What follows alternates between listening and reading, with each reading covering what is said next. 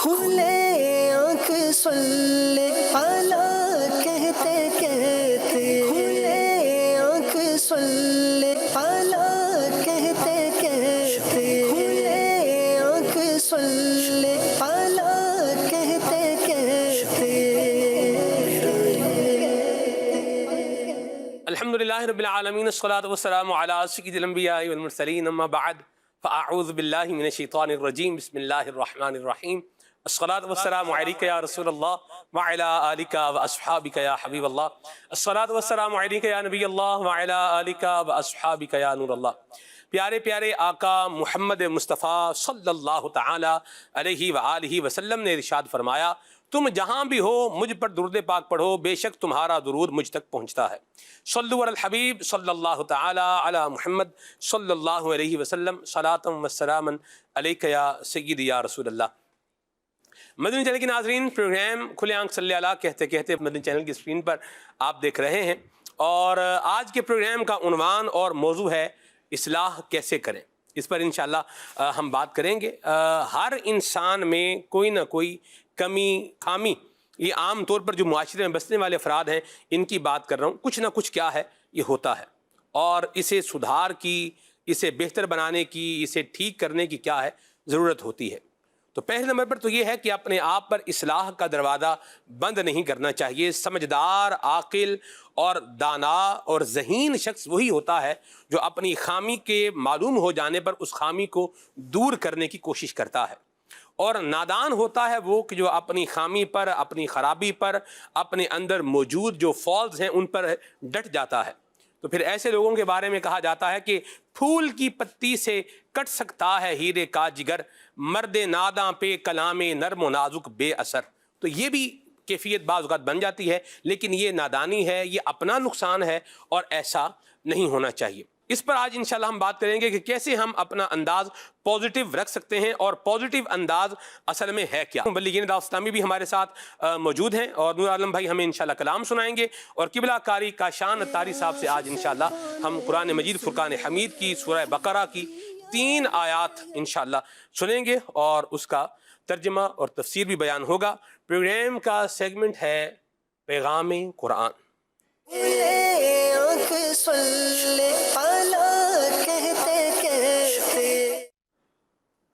اعوذ باللہ من الشیطان الرجیم۔ اللہ کی پناہ مانگتا ہوں میں شیطان مردود سے۔ بسم اللہ الرحمن الرحیم۔ اللہ کے نام سے شروع جو نہایت مہربان رحمت والا ہے۔ اذ تبرأ الذین اتبعوا من الذین اتبعوا ورأوا العذاب وتقطعت بهم الاسباب۔ جب پیشوا اپنی پیروی کرنے والوں سے بیزار ہوں گے اور عذاب دیکھیں گے، اور سب رشتے ناتے کٹ جائیں گے۔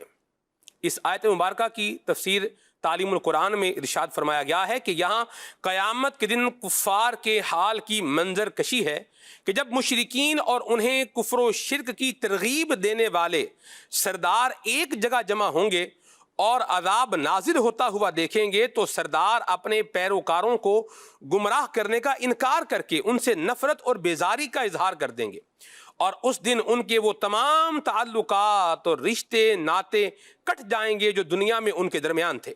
وہاں ان میں سے ہر کوئی اپنے اعمال کا جواب دہ ہوگا، کوئی کسی کا مددگار نہ بن سکے گا۔ اہم بات، روز قیامت کفار کے باہمی رشتے تو ٹوٹ جائیں گے، لیکن اولیاء، متقین، صالحین کے ساتھ مسلمانوں کا رشتہ باقی رہے گا، جیسا کہ سورہ زخرف کی آیت نمبر 67 میں ہے، پرہیزگاروں کے علاوہ اس دن گہرے دوست ایک دوسرے کے دشمن ہو جائیں گے۔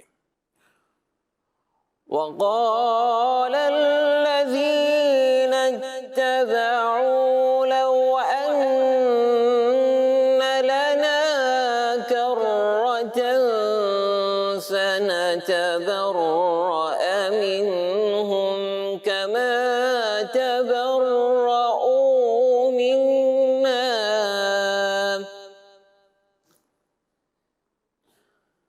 كذلك يريهم الله أعمالهم حسرات عليهم وما هم بخارجين من النار۔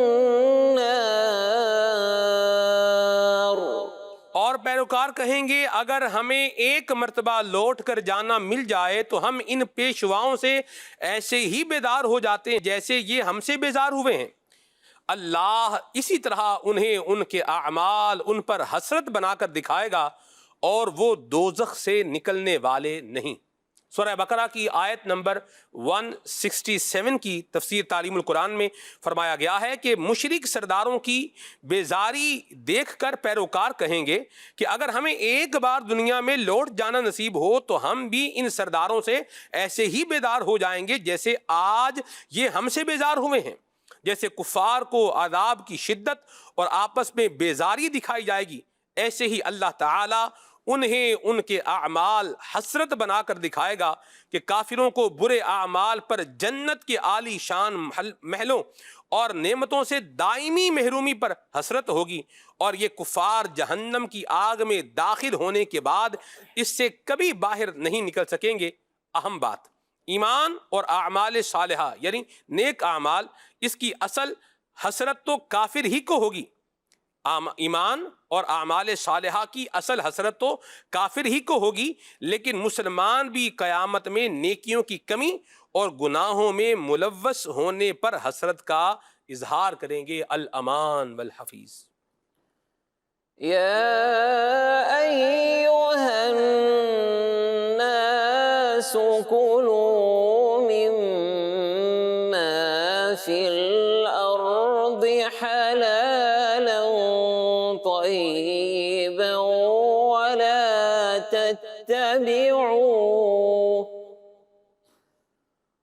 ولا تتبعوا خطوات الشيطان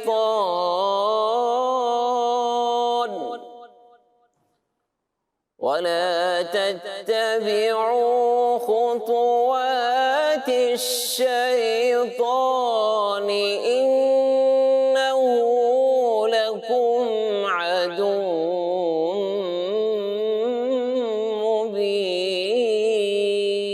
مبين۔ سورہ بقرہ کی آیت نمبر 168 کا ترجمہ کنز العرفان۔ اے لوگو، جو کچھ زمین میں حلال پاکیزہ ہے اس میں سے کھاؤ اور شیطان کے راستوں پر نہ چلو، بے شک وہ تمہارا کھلا دشمن ہے۔ اس آیت مبارکہ کی تفسیر تعلیم القرآن میں بیان فرمایا گیا ہے کہ مشرکوں نے اپنی مرضی سے بہت سے جانور اور کھانے پینے کی چیزوں وغیرہ کو حرام قرار دے رکھا تھا۔ اس پر فرمایا کہ اے لوگو، جو کچھ زمین میں حلال اور پاکیزہ ہے اس میں سے کھاؤ، اور اپنی طرف سے کسی حلال کو حرام اور حرام کو حلال قرار دے کر شیطان کے راستوں پر نہ چلو، بے شک وہ تمہارا کھلا دشمن ہے۔ اہم باتیں۔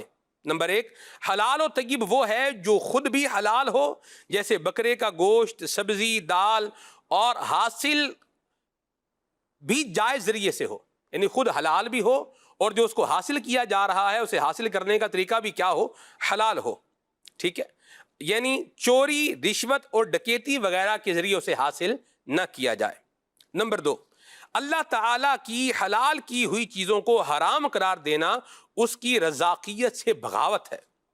درس، رزق حلال کمانا اور اسی کمائی سے حلال و پاکیزہ چیزیں کھانا پینا، پہننا اور راہ خدا میں خرچ کرنا چاہیے۔ حدیث پاک میں ہے کہ جس شخص نے حلال مال کمایا پھر اسے خود کھایا یا اس کمائی سے لباس پہنا اور اپنے علاوہ اللہ کی دیگر مخلوق جیسے اپنے اہل و عیال اور دیگر لوگوں کو کھلایا اور پہنایا تو اس کا یہ عمل اس کے لیے برکت اور پاکیزگی ہے۔ یا ایھا الناس کلوا مما فی الارض حلالا طيبا ولا تتبعوا خطوات الشيطان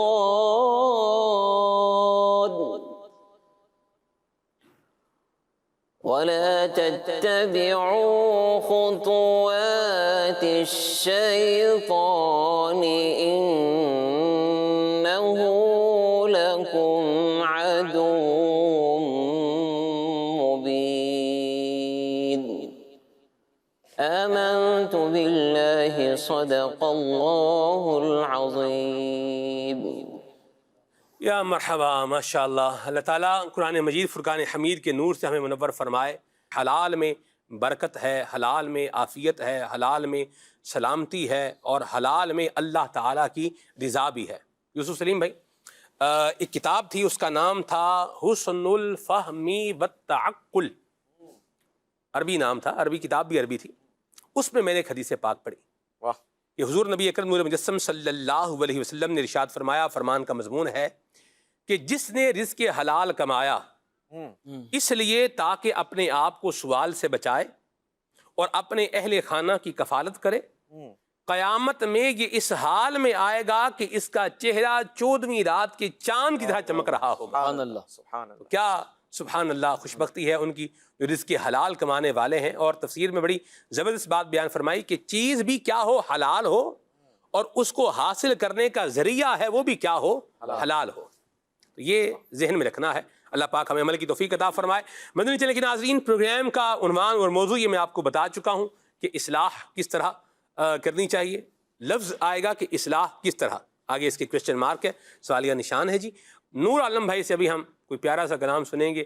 جی نور عالم بھائی کون سا کلام سنائیں گے؟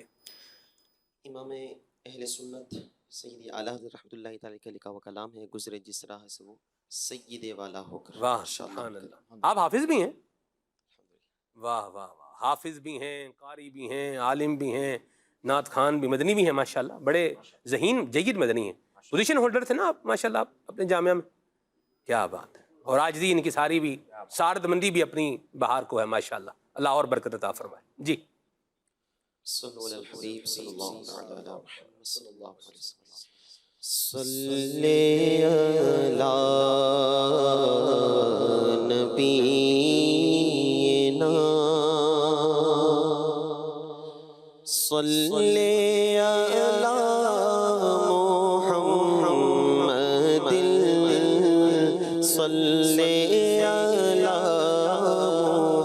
محمد صلی علی شفیعنا صلی علی محمد صلی علی محمد صلی علی کریمنا صلی علی محمد صلی علی محمد صلی علی محمد.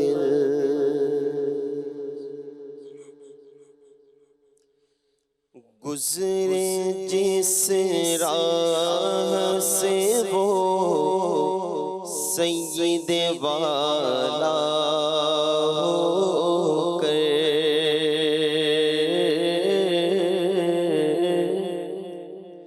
گزرے جس راہ سے وہ سید والا ہو کر، گزرے جس راہ سے وہ سید والا ہو کر، گزرے جس راہ سے وہ سید والا ہو کر، گزرے جس راہ سے وہ سید والا ہو کر، گئی ساری زمین عنبر سارا ہو کر، رہ گئی ساری زمین عنبر سارا ہو کر، گزرے جس راہ سے وہ سید بالا ہو کر، اور رخ انور کی تجلی جو قمر نے دیکھی، رخ انور کی تجلی جو قمر نے دیکھی، رہ گیا بوسہ نقش پا ہو کر، رہ گیا بوسہ نقش پا ہو کر، گزرے جس راہ سے وہ سید والا ہو گئے، وائے محرومی قسمت کے میں پھر اب کی برس، وائے محرومی قسمت کے میں پھر اب کی برس، رہ گیا ہم رہ زوار مدینہ ہو کر، رہ گیا ہم رہ زوار مدینہ ہو کر، رہ گیا ہم رہ زوار مدینہ ہو کر، گزرے جس راہ سے وہ سید والا ہو گئے، اور چمن طیبہ ہے وہ باغ کے مرغ سدرا، چمن طیبہ ہے وہ باغ کے مرغ سدرا، پر سوچے ہیں کہ جہاں بلبل شیدا ہو گئے، پر سوچے ہیں کہ جہاں بلبل شیدا ہو گئے، پر سوچے ہیں کہ جہاں بلبل شیدا ہو گئے، گزرے جس راہ سے وہ سید والا ہو گئے، رہ گئی ساری زمین عنبر سارا ہو گئے، اور کوشش کہتے ہیں فریاد رسی کو ہم ہے، کوشش کہتے ہیں فریاد رسی کو ہم ہے، وعدہ چشم بخشائیں گے گویا ہو گئے، وعدہ چشم بخشائیں گے گویا ہو گئے، دشت مدینہ کا مگر آیا خیال،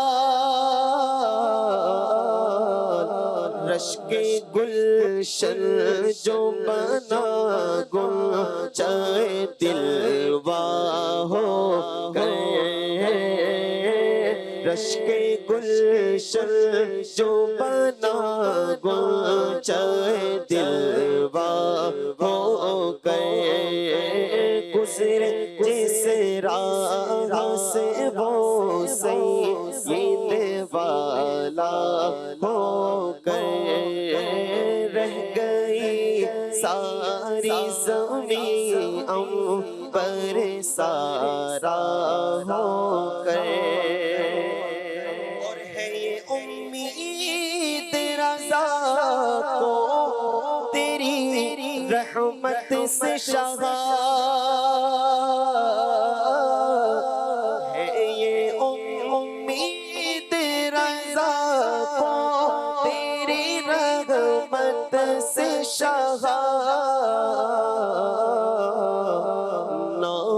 زندانی دوزخ تیرا بندہ ہو گئے، نہ ہو زندانی دوزخ تیرا بندہ ہو گئے، نہ ہو زندانی دوزخ تیرا بندہ ہو گئے، گزرے جس راہ سے وہ سید والا ہو گئے، رہ گئی ساری زمین عنبر سارا ہو گئے۔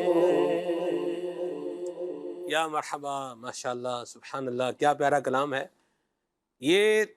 سید والا ہو کر گزرے جس راہ سے وہ سید والا ہو کر، سید والا ہو کر کے یہ نہیں ہے، اصل یہ پیچھے سے چلا ہوا ہے، گزرے جس راہ سے وہ سید والا ہو کر، ایسے کہتے ہیں ابھی یہاں سے کیا ہے ہو کر گزرے، یعنی بندہ بس آیا ہے اور کیا ہے چلا گیا ہے، آپ ہی جب گیا بھی ابھی یہاں سے ہو کے گیا ہے، یعنی رکا نہیں ہے، بیٹھا نہیں ہے، بس کیا ہے آیا ہے اور کیا ہے چلا گیا ہے، گزر کے گیا ہے یوں۔ تو آقا کریم جس رستے سے گزر کر گئے ہیں، سبحان اللہ، بھینی خوشبو سے مہک جاتی ہیں گلیاں واللہ، ایسے پھولوں میں بسائے ہیں تمہارے گیسو، یہ شعر ہے۔ اور صحابہ کرام علیہ رضوان نے بیان فرمایا ہے کہ نبی پاک صلی اللہ علیہ وسلم کی خوشبو سے جان لیا کرتے تھے کہ آقا کریم اس رستے سے کیا ہے گزرے ہیں۔ تو یہ نبی پاک صلی اللہ علیہ وسلم کی شان ہے۔ امام سنت نے ایک اور مقام پہ لکھا ہے، امبر زمین ابیر ہوا مشک تر غبار، ادنا سے یہ شناخت تیری راہ گزر کی ہے، اور کیا مہکتے ہیں مہکنے والے، بو پہ چلتے ہیں بھٹکنے والے۔ سبحان اللہ، اللہ تعالیٰ حضور نبی اکرم نور مجسم صلی اللہ تعالی علیہ وآلہ وسلم کی یہ خوشبو کا جو فیضان ہے، یہ ہمیں ہماری زندگی میں بھی عطا فرمائے، ہمارے اخلاق میں بھی عطا فرمائے، ہمارے کردار میں بھی عطا فرمائے، اور ہمیں اللہ تبارک و تعالیٰ قبر میں بھی اس کا فیضان نصیب فرمائے۔ میرے کفن میں گیسوئے جانا کی بو رہے، ایسا مولا مجھ پر کیا ہو جائے، کرم ہو جائے۔ سبحان اللہ، آمین۔ پروگرام کے عنوان اور موضوع پر آتے ہیں، اصلاح کس طرح کریں۔ یوسف بھائی، سمجھانا فائدہ دیتا ہے، یہ بات تو طے ہے، کیونکہ قرآن نے فرمایا ہے کہ سمجھاؤ، سمجھانا مسلمان کو فائدہ دیتا ہے۔ لیکن کبھی کبھار ایسا ہوتا ہے کہ ہم کسی کو بتاتے ہیں، سمجھاتے ہیں، تو الٹا فائدہ ہونے کی بجائے کیا ہو جاتا ہے، نقصان ہو جاتا ہے۔ تو آپ کیا خیال فرماتے ہیں کہ بندہ سمجھاتے ہوئے، بات کرتے ہوئے کیا چیز لیگ کر جاتا ہے، کیا مس کر جاتا ہے، کیا چھوڑ دیتا ہے، یا کون سی اگریشن ہے یا انداز ہے اس کو لے لیتا ہے کہ بات بننے کی بجائے جو بگڑ جاتی ہے؟ کیا فرمائیں گے آپ؟ بسم اللہ الرحمن الرحیم۔ جیسا کہ آپ نے قرآن مجید فرقان حمید کی آیت کا ریفرنس دیا، اللہ تبارک و تعالی اپنے پاک کلام قرآن مجید فرقان حمید کے پارہ 27 سورہ ذاریات آیت نمبر 55 میں ارشاد فرماتا ہے، وَذَكِّرْ فَإِنَّ الذِّكْرَ تَنْفَعُ الْمُؤْمِنِينَ، اور سمجھاؤ کہ سمجھانا مسلمانوں کو فائدہ دیتا ہے۔ یہ تو دیکھیں قرآن کا ایک اسلوب ہو گیا، قرآن کا ایک حکم ہو گیا، اللہ تبارک و تعالیٰ کی طرف سے ہمیں ایک یوں کہا جائے کہ عمل کا ہمیں ایک راستہ بتا دیا گیا کہ یہ کام کرنا ہے، اور یہ کام کرو گے تو اس سے مسلمانوں کو فائدہ ہوگا۔ لیکن اب یہ فائدہ کس وقت ہوگا، اس کا موقع کیا ہے، اس کا محل کیا ہے. اگر دو بندے روڈ پر آپس میں آ کر ایک دوسرے سے ٹکرا چکے ہیں, گاڑیاں آپ کی ایک دوسرے سے لگ چکی ہیں اور زبردست نقصان ہو چکا ہے, اور اگر آپ وہاں پر کھڑے ہو کر تقریر کرنا شروع کر دیں, دونوں کو سمجھانا شروع کر دیں, تو ہو سکتا ہے کہ وہاں پر آپ کا یہ سمجھانا ان دونوں کو اچھی بات سمجھنے کے بجائے ہو سکتا ہے کہ وہ آپ کے خلاف کر دیں, کیونکہ دونوں کا ایک زبردست نقصان ہو چکا ہے. دونوں اس وقت جو ہے وہ بالکل ایگریشن میں ہیں ایک دوسرے پر. یوں کہا جائے کہ ہاں, آپ موقع محل دیکھ کر حالات, واقعات اور انوائرمنٹ کو دیکھ کر نصیحت کرنی چاہیے. مثال کے طور پر اگر آپ میں ایک فرضی یوں کہا جائے کہ ویسے تو ہماری مساجد کا یہ حال ہمیں نظر آتا ہے کہ آپ دیکھیں گے نا جمعے کی نماز میں, تو جمعے کی نماز میں جیسے ہی امام صاحب کھڑے ہوتے ہیں جماعت کے لیے, تو اب آوازیں لگنا شروع ہوتی ہیں, صفیں سیدھی کر لو, پیچھے سے جناب آگے آ جاؤ, جلدی جلدی آگے آ جاؤ, قدم بڑھاؤ, پہلے اگلی صفیں پوری کرو ورنہ نماز نہیں ہوگی, نماز تمہاری ضائع ہو جائے گی. مطلب آپ کو پورا شرعی انداز پتہ نہیں ہے, آپ لوگوں پر فتوے لگا رہے ہیں کہ نماز ضائع ہو جائے گی, یہ ہو جائے گا, وہ ہو جائے گا, یوں کرو گے تو یہ ہوگا, نہیں کرو گے تو یہ ہوگا, اور ایسا انداز کہ لوگوں کو اچھی بات کی طرف راغب کرنے کے بجائے یوں کہا جائے کہ آپ کا ایگریشن, آپ کا وہ انداز ہو سکتا ہے لوگوں کو نماز سے دور کرنے والا بن جائے. تو اس بات میں بہت زیادہ خیال رکھنا چاہیے. میں یہاں ایک بات کلیئرٹی کروں, وضاحت جو ہے نا وہ ہو جائے کہ اگلی صف مکمل کرنا یہ ضروری ہے, واجب ہے. جی اچھا, نہیں کریں گے ترک واجب ہے, ناجائز ہے, گناہ ہے. یہ بالکل درست بات ہے, یہ بتائی بھی جاتی ہے, بتانی بھی چاہیے, کوئی حرج بھی نہیں ہے. لیکن یہ کہنا تمہاری نماز ہی نہیں ہوگی, انداز پر بھی بات ہے, ٹھیک ہے یوسف بھائی, وہ بھی اس کی الگ بات ہے. لیکن یہ میں جو پوائنٹ لے رہا ہوں وہ یہ ہے کہ آپ وہ حکم بتا رہے ہیں جو اس شے کا حکم کیا ہے ہی نہیں.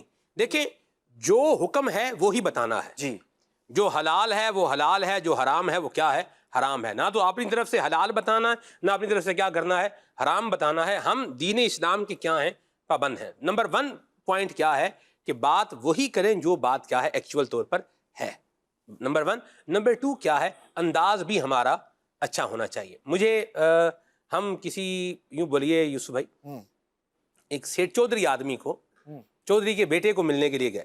گاؤں دیہات سے چونکہ میرا تعلق اوریجن پنجابی ہے, تو یوں بندہ ہوتا ہے ملنے کے لیے آتا ہے, نیکی کی دعوت دینے کے لیے, قافلے میں سفر کرنے کی دعوت دینے کے لیے. تو ان کو میں نے جو ہے نا وہ کہا کہ میں نے کہا جی آپ مسجد میں بھی نماز پڑھنے کے لیے بھی آیا کریں, اور یوں اس طرح سے کر کے ہے.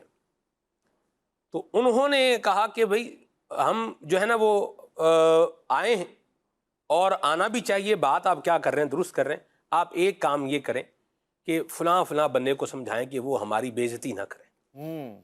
یعنی جیسے بزرگ ہوتے ہیں, بوڑھے آدمی ہیں, وہ ان کے وضو میں کیا تھی, کوئی خامی تھی, ٹھیک ہے, اب اس پر اس بیچارے کو اتنا اس کو ذلیل کیا, ایڈا اونٹ ہار تیرا قد ہو گیا. پنجابی میں پھر بولیں گے تو وہ اسی حساب سے بولیں گے جس زبان میں جو بھی بولتا ہے, بننا پھر اس کے جو ہے فری ہٹ جب کرتا ہے وہ یہ, اور پتہ نہیں کیا کچھ اس بیچارے کو بولا. تو وہ یوں کیا ہے کہ یہ چیز کیا بن گئی, مسجد سے دور ہونے کا ایک ذریعہ بنی. تو مسجد میں جو لوگ موجود ہیں ان کی یہ ذمہ داری ہے کہ جس طرح ان کا کام اچھا ہے کہ وہ مسجد میں ہیں, مسجد کو آباد کر رہے ہیں, اور مسجد میں جو ہے وہ نماز پڑھ رہے ہیں, مسجد سے ان کا دل لگا ہوا ہے, بہت اچھی بات ہے. تو یہ جو ایک خالی جگہ ہے اس کو بھی پر کر لیں, کیا اپنا انداز بھی اچھا بنا لیں, اپنا اخلاق بھی کیا کر لیں, اچھا بنا لیں, تو معاملہ بہتر ہو جائے گا. آگے یوسف بھائی, ایگریشن نہیں ہونی چاہیے. یعنی آپ کی بات کا خلاصہ اگر نکالیں تو وہ یہ ہے کہ آپ نے اگر کسی کو کوئی بات سمجھانی ہے تو اس میں سے ایگریشن کا خاتمہ کریں. اگر دیکھیں آپ کی نیت کسی کی واقعی اصلاح کرنے کی ہے نا, تو اس کی اصلاح آپ نے اکیلے میں کرنی ہے. آپ اگر بھری مجلس میں کھڑے رہ کر اس اکیلے پر تنقید کرتے ہوئے اس کی اصلاح کرنے کی کوشش کریں گے تو ہو سکتا ہے کہ وہ آپ کی اصلاح کو قبول کرنے کے بجائے وہ اس پر ضدی ہو جائے. اور کسی نے بڑی پیاری بات لکھی کہ اگر آپ کی نیت کسی کی اصلاح کرنے کی ہے تو اسے اکیلے میں کریں, اور اگر آپ کی نیت اسے رسوا کرنے کی ہے تو پھر آپ اگر شور مچا رہے ہیں تو پھر آپ شور مچائیں. تو اصل تو پہلے آپ یہ غور کر لیں کہ ہم اصلاح کرنا چاہ رہے ہیں یا کسی کی تذلیل کرنا چاہ رہے ہیں. دیکھیں, اصلاح جو ہے وہ علل اعلان یہ نہیں ہوتی. ہاں علل اعلان اصلاح کا انداز بھی ہمیں نبی پاک علیہ الصلوۃ والسلام کی سیرت میں سیکھنے کو ملتا ہے کہ پیارے آقا علیہ الصلوۃ والسلام کی بارگاہ میں اگر کسی کا کوئی ایسا انداز ہوتا تھا تو نبی پاک علیہ الصلوۃ والسلام آپ اس کسی فرد واحد پر بات رکھ کر نہیں ارشاد فرماتے تھے کہ یہ غلطی ہے یا یہ فلاں تمہارے اندر کمی ہے، کمزوری ہے. نہیں، پیارے آقا علیہ الصلوۃ والسلام مجموعی طور پر بات فرماتے تھے کہ اس طریقے سے یہ بھی ہوتا ہے، یوں بھی ہوتا ہے، اور ایسا نہیں ہونا چاہیے. میں نے ایک مفہوماً سمجھانے والے انداز میں جو ہے وہ لوگوں کو کیا ہو گیا ہے کہ وہ یوں کر رہے ہیں، اس طرح کر کے فرمان بھی ہے. اچھا ڈائریکٹ بھی سمجھایا یوسف بھائی، جی ڈائریکٹ بھی سمجھایا ہے. آقا کریم کا تو دیکھیں ہر انداز کیا ہے، پیارا ہے. اس انداز جو اصل پرابلم ہے یوسف بھائی وہ انداز میں ہے. جہاں انداز آپ کا خراب ہوگا وہاں آٹومیٹکلی رزلٹ کیا ہے، خراب ہو جائے گا. تو بتانے والے سمجھانے والے کا انداز کیا ہونا چاہیے، اچھا ہونا چاہیے. اچھا بعض لوگوں کے پاس قوت نافذہ ہوتی ہے، ان کا کہا ہوا ہی کافی ہوتا ہے. اور بعض لوگوں کا صرف یہ ہوتا ہے کہ آپ ایک رواداری میں یا یوں بولیں کہ ایک تعلق واسطہ ہے، اس کی بنیاد پر آپ بات کہہ سکتے ہیں. تو وہ اپنا انداز اگر اچھا بنائیں گے، سلجھا ہوا بنائیں گے، تفہیم والا بنائیں گے، تقریب والا نہیں بنائیں گے، تو پھر انشاءاللہ اس میں سے آپ کو خیر ملے گی. یہ تو چلیں ایک کلیئر بات ہوگی کہ انداز بھی ہمارا اچھا ہونا چاہیے. راشد نور بھائی سے بات کرتے ہیں، ماشاءاللہ بڑے پیارے ہمارے عالم دین آدمی ہیں ماشاءاللہ. راشد بھائی سمجھائیں کسی کو لیکن وہ سمجھ نہیں رہا، اس کا کیا کریں؟ باپ بیٹے کو سمجھا رہا ہے، نہیں سمجھ رہا، شوہر بیوی کو، بیوی شوہر کو سمجھا رہی ہے، یہ کیا ہے، یہ سمجھ نہیں رہا. استاد شاگرد کو سمجھا رہا ہے، وہ سمجھ نہیں رہا. انسٹیٹیوٹ میں کام کرتا ہے، ادارے میں، بھائی اس کا باس سمجھا رہا ہے، یہ سمجھ رہا ہے، اس کو جو ہے نا وہ کہہ رہے ہیں، بات بتا رہے ہیں، لیکن یہ کیا ہے سمجھنے کے لیے تو یار بندہ بعض کا دھیر پر کیا ہے اڑ جاتا ہے. تو اس پر کیا کہیں گے آپ؟ بسم اللہ الرحمن الرحیم. بنیادی بات تو وہی ہے جو جس سے آپ نے آغاز کیا کہ سمجھانے والے کا انداز اگر اچھا ہوگا، کس جگہ سمجھانا ہے، کیا سمجھانا ہے اور کس طرح سمجھانا ہے، اگر یہ تین باتیں سمجھ میں آ جائیں تو پھر سمجھنے والے کے لیے بات کو سمجھنا آسان ہو جاتا ہے. اچھا، ایک ہوتا ہے بات کو سمجھنا اور ایک ہوتا ہے اس بات کو اپنی ذات پر نافذ کرنا، یہ ایک دوسرا کام ہوتا ہے. تو اب اگر ہم بار بار کسی کو سمجھا رہے ہیں، اس کے باوجود وہ نہیں سمجھ رہا، تو پھر اس کے ریزن پر غور کرنا چاہیے، کیا وجہ ہے وہ کیوں نہیں سمجھ رہا. ممکن ہے بڑی آسان بات ہے، نہیں اپنے اوپر تو رکھنا ہی نہیں ہے نا، ایک دوسرے کے اوپر ہی ڈال دینا. بھئی سمجھانے والا کس پر ڈالے گا؟ جس کو سمجھا رہا ہے اس کے اوپر، اور جس کو سمجھا رہا ہے جا رہا ہے وہ کس کے اوپر ڈالے گا؟ سمجھانے والے کے اوپر. تو دیکھیے بات یہ ہے کہ جب ہماری نیت یہ، جس طرح یوسف سلیم بھائی نے بھی کہا، آپ نے بھی بات بیان فرمائی کہ جب آپ کسی کو سمجھانا چاہتے ہیں، آپ کی نیت اس کی اصلاح ہے، تو پھر ظاہر سی بات ہے کہ پھر آپ کو اپنی ذات پر غور کرنا ہے، اس کی ذات پر غور کم کرنا ہے کہ میرے سمجھانے کا انداز کیسا ہے. اب اگر اس کے باوجود آپ ساری اچھی چیزیں بیان کر رہے ہیں، درست انداز سے بیان کر رہے ہیں، غصے میں جذبات میں نہیں کر رہے، لفظوں کا چناؤ بھی آپ کا اچھا ہے، آپ کا لہجہ بھی اچھا ہے، ایٹیٹیوڈ بھی اچھا ہے، ہر چیز آپ کی اچھی ہے، اس کے باوجود سامنے والا بندہ نہیں سمجھ پا رہا، تو اس پر غور تو کرنا بنتا ہے نا کہ کیوں نہیں سمجھ رہا. ممکن ہے اس بندے کو آپ کی ذات سے اختلاف ہو، اس وجہ سے آپ جتنا اچھا سمجھا لیں، لیکن چونکہ وہ آپ کو پسند نہیں کرتا تو اسی وجہ سے آپ کی بات ماننے کے لیے وہ تیار نہیں ہوگا. صحیح. اچھا، ایک وجہ یہ بھی ہو سکتی ہے کہ آپ اس کو سمجھا تو بڑے اچھے انداز سے رہے ہیں، لیکن سمجھا آپ یوں رہے ہیں جیسے ایک کہتے ہیں نا کہ ایک پھول دینا تاکہ خوشبو لے اور ایک گملہ اس کے سر میں مار دینا. تو اب اچھا آپ کہہ رہے ہیں اتنے سارے پھول دے رہا ہوں، پھول پھینکنے میں اور مسئلہ ہے، پھول مارنے میں کیا ہے اور مسئلہ ہے. وجہ سے ممکن ہے وہ بندہ نہ سمجھ رہا ہو.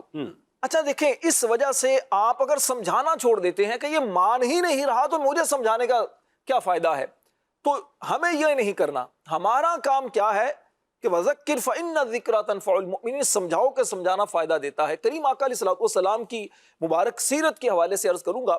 کریم آقا علیہ السلام کو اللہ تبارک و تعالیٰ کی طرف سے بیان فرما دیا گیا کہ ان الذین کفروا سواء علیہم اانذرتہم ام لم تنذرہم لا یؤمنون. صحیح. کہ پیارے حبیب علیہ السلام یہ وہ لوگ ہیں، یہ وہ ازلی کافر ہیں جیسے ابو لہب، ابو جہل وغیرہ، کہ آپ ان کو ڈرائیں یا نہ ڈرائیں یہ ایمان لانے والے نہیں. لیکن اس کے باوجود نبی پاک علیہ السلام نے تبلیغ کرنے کا، ان کو سمجھانے کا جو ایک مبارک انداز تھا، جو طریقہ تھا، جو حکم، اس کو آپ نے روکا نہیں. اس کی تفسیر میں بڑی خوبصورت بات علماء نے بیان فرمایا اس کی دو وجوہات تھیں. ایک وجہ تو یہ کہ نبی پاک علیہ السلام جب ان کو سمجھاتے تھے تو نبی پاک علیہ السلام کے سمجھانے سے کریم آقا علیہ السلام کو یقیناً اس سے ثواب ملتا تھا. اور دوسری وجہ یہ بیان فرمائی تاکہ یہ غیر مسلم قیامت والے دن یہ دعویٰ نہ کریں یا اس بات کا اظہار نہ کریں کہ ہمیں تو کسی نے سمجھایا ہی نہیں, اگر ہمیں سمجھا دیا جاتا تو ہم سمجھ جاتے. تو اسی طرح اسی سے ہمیں رہنمائی یہ ملتی ہے کہ ہمارا کام ہے سمجھانا. اب اس بندے کی بات سمجھ میں آ جائے, وہ بندہ عمل کرنے لگے, یہ یقیناً رب تبارک و تعالیٰ کی توفیق سے ہی ممکن ہو سکتا ہے کہ وہ بندہ آپ کی بات پر عمل کرے اور اپنی ذات سے اس خرابی کو دور کرے. اچھا, اسی طرح حضرت مامون الرشید ایک بادشاہ گزرا ہے, اس کو کسی غلطی پر کسی نے سختی سے سمجھایا. تو اب اس پر بڑا خوبصورت مامون الرشید نے جواب دیا. اس نے کہا جناب آپ نے بات تو اچھی سمجھائی ہے, لیکن یہ جو آپ کا انداز ہے نا یہ مناسب نہیں ہے. ذرا غور تو کریں, جب اللہ تبارک و تعالیٰ نے حضرت موسیٰ علیہ السلام اور ہارون علیہ السلام ان دونوں کو بھیجا فرعون کو سمجھانے کے لیے, اس فرعون کو سمجھانے کے لیے بھیجا, تو ساتھ میں ان کی تربیت کیا فرمائی؟ قُولَا لَهُ قَوْلًا لَيِّنًا, فرمایا کہ فرعون کو سمجھاؤ نرمی کے ساتھ, بات کرنے کا انداز نرمی والا ہو. تو جناب میں اس فرعون سے تو بہتر ہوں, میں ایک مسلمان ہوں. ایسا ہی ہے, کوئی بھی مسلمان ہے فرعون سے تو وہ کیا ہے, وہی نا. اور آپ اللہ کے نبیوں سے تو یقیناً ان کے غلاموں کے غلام بھی نہیں, ایسی بات ہے, درجے میں ان کے برابر بھی نہیں ہوتا. ظاہری بات ہے. تو جب ان کو یہ فرمایا گیا, سمجھانے کا انداز ایک طریقہ کار بتایا گیا, تو آپ کا انداز کیسا ہونا چاہیے؟ تو سلمان بھائی عموماً اگر دیکھا جائے تو غلطی یہاں پر ہوتی ہے. اچھا, ایک اور بات بھی ہوتی ہے, ہم سمجھا رہے ہیں لیکن وہ نہیں مان رہا, تو بعض اوقات اس بندے کی کیا ہوتا ہے, وہ ضد میں ہوتا ہے, یا پھر وہ جذبات میں ہوتا ہے, یا پھر وہ غصے میں ہوتا ہے اس وقت بعض اوقات, اور ہم کہہ رہے ہیں میری بات سمجھ کیوں نہیں رہا. بھائی سمجھ کیوں نہیں رہا؟ ابھی نہیں سمجھے گا, یہ ابھی نہیں سمجھے گا. ایسی بات ہمیں سمجھ لینا چاہیے کہ ابھی یہ نہیں سمجھے گا. تو اب اگر کچھ دیر انتظار کر لیا جائے تو پھر بعد میں اگر سمجھایا جائے تو بات سمجھ میں آ جائے گی. میں ایک آپ کو آج ہی کی بات سناؤں. کل رات مجھے کسی نوجوان نے کہا کہ حضور میرے والد صاحب ہیں, ان میں یہ ایک غلطی ہے, میں ان کو نمازی ہیں, بار بار اپنے والد صاحب کو کہتا ہوں, تو میرے والد صاحب اب میں تھوڑی سی بات کہتا ہوں نا تو کہتے ہیں دیکھو اگر تم نے مجھے کہا نا میں مسجد نہیں جاؤں گا, نماز پڑھنا چھوڑ دوں گا. تو حضرت آپ ہی سمجھائیے کچھ میرے والد صاحب کو. اب میں نے نوٹ یہ کیا کہ اس کے سمجھانے کا انداز, والد کو سمجھا رہا ہے لیکن سمجھانے کا انداز بالکل الگ طریقے سے. آج فجر میں ان کے والد صاحب سے ملاقات تھی, تو میں نے ان سے ملاقات کر کے تو میں نے آرام سے ان کو کہا کہ دیکھیں یہ چیز ہے, یہ مسئلہ ہے. جی حضرت بالکل میں انشاءاللہ اس پر عمل کروں گا. اور بات سمجھ میں آ گئی. تو بات وہی ہوتی ہے کہ بیٹا جب باپ کو سمجھائے تو اسے کن چیزوں کا خیال کرنا ہے, اور باپ جب بیٹے کو سمجھائے اسے کن باتوں کا خیال کرنا ہے. ٹھیک ہے نا. تو اس چیز کا ضرور پیش نظر رکھنا چاہیے. بیٹا کو کچھ اگر معلومات ہو گئی, کچھ بیچے نے ویڈیو دیکھ لی, کچھ علماء کی صحبت میں بیٹھا, یا اس نے کچھ دن نمازیں پڑھ کر وہاں کچھ درس سن لیے, اب باپ کو سب کے سامنے اگر سمجھانا شروع کرے گا بیٹا, تو لازمی سی بات ہے باپ کہے گا میں تمہارا باپ ہوں. تو اب اس چیز کا بیٹے کو بھی پیش نظر رکھنا چاہیے. اسی طرح باپ جب بیٹے کو سمجھا رہا ہے تو اسے بھی اس کا خیال رکھنا چاہیے کہ بیٹا اب تھوڑا بڑا ہو چکا ہے, اب پہلے بچہ تھا اب بڑا ہو چکا ہے. پھر جب شادی شدہ ہو گیا تو اب اس کے بچوں کے سامنے, بیوی کے سامنے اگر اس کو ڈانٹنا شروع کر دے کہ میں تو باپ ہوں, بھائی ٹھیک ہے آپ باپ ہیں لیکن وہ بھی اب باپ بن چکا ہے. بھئی ہمارے باپ تو ہمیں یوں ہی ڈانٹتے تھے, ہم نے تو کبھی اف نہیں کی تھا.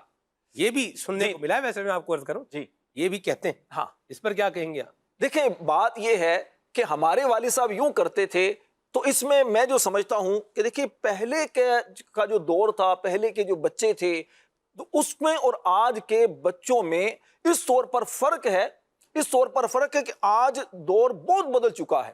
یعنی آج کا بچہ, سلمان بھائی آپ بھی کے بچے ہیں, آج کا 8-10 سال کے بچے کی جو معلومات ہے, جو اس بچے کی ذہانت ہے, جو چیزیں ہیں نا, آپ اگر اتنی عمر میں چلے جائیں, آپ یا میں چلے جائیں نا, تو ہمیں پتہ ہی نہیں تھا. ایسا ہی بچہ آج جس طرح کہ ہم سے سوال کرتا ہے. جی میرا بیٹا تو وہ فجر کے بعد واک کر رہے تھے, 9 سال کا ہے, تو اس نے مجھ سے پوچھا کہ بابا ذہن میں نا بہت سارے سوال آتے ہیں. تو میں نے کہا بیٹا پوچھ لیا کرو. چھوٹتے اس نے کیا پوچھا, یہ اللہ تعالیٰ نے چوہے کو کیوں پیدا کیا ہے؟ وہ چوہا سامنے سے گزرا, چوہے کیوں پیدا کیا, اس کو کیوں پیدا کیا ہے؟ اب بچہ ہے نا, سوال ہے, تو اب بچہ اس طرح سوال کرتا ہے, تو اب بچے کو آپ نے سمجھانا کس طرح ہے.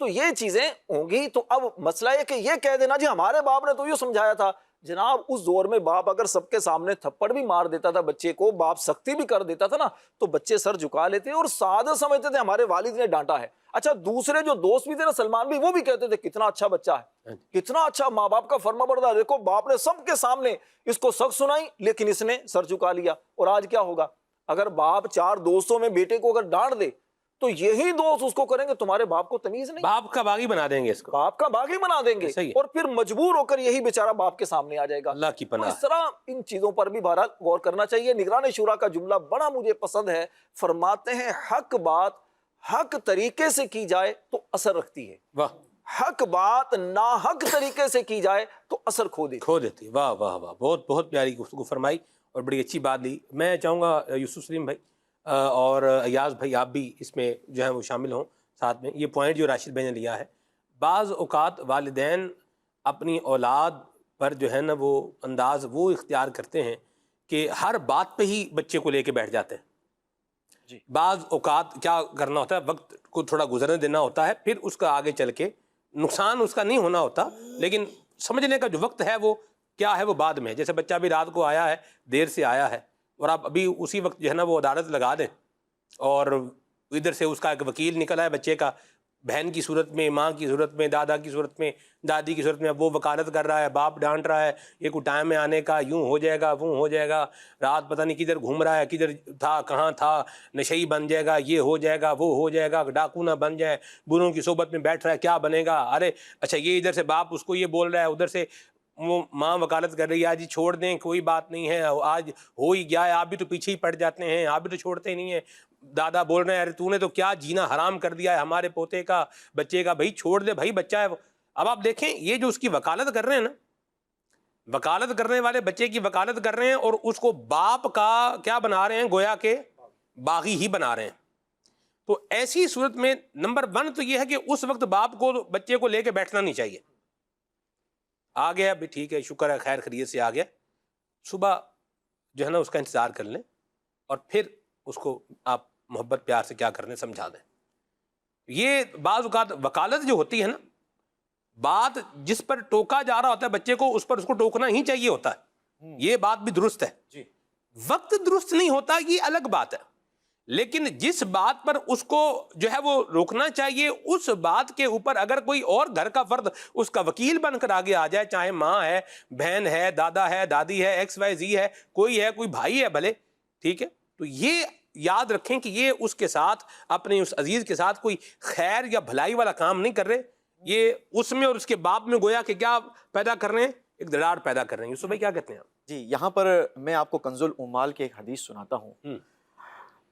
ان ابن آدم لحریص علی ما منع، صحیح، بے شک آدمی اس کام کو کرنے کا حریص ہے جس سے اسے منع کیا جائے، ٹھیک، لہٰذا ہمیں جو ہے وہ کرنا کیا چاہیے، اب منع بھی کرنا ہے، اس کی تربیت بھی کرنی ہے، صحیح، اس کام سے روکنا بھی ہے۔ صحیح، تو اب اس کام کو کرنے کے نقصانات، جی نہ کرنے کے فوائد، جی، اور اگر اس کو لے کر آپ الگ سے بیٹھ کر سمجھائیں گے اور اس کی بیٹھ کر تربیت کریں گے نا، دیکھیں تربیت کرنا اور تذلیل کرنا فرق، اس دونوں میں فرق ہے۔ صحیح، آپ اگر رات کے وقت، ٹھیک ہے آپ کا کہنا بالکل درست ہے، آپ کا بیٹا اگر رات کو لیٹ آیا ہے، اس نے غلط کام کیا ہے، اس نے آپ کی بات کو نہیں مانا، یہ بھی وہ غلط کام کر رہا ہے، لیکن آپ کا جو یہ ایگریشن والا انداز ہے، جو باتیں آپ نے بیان کی ہیں، وہ ایگریشن والا انداز جو ہے نا، وہ آپ کی بات کو، اس کو ماننے کے بجائے آپ کا اس کو باغی بنا دے گا، صحیح، وہ آپ کی بات کو ایکسیپٹ نہیں کرے گا۔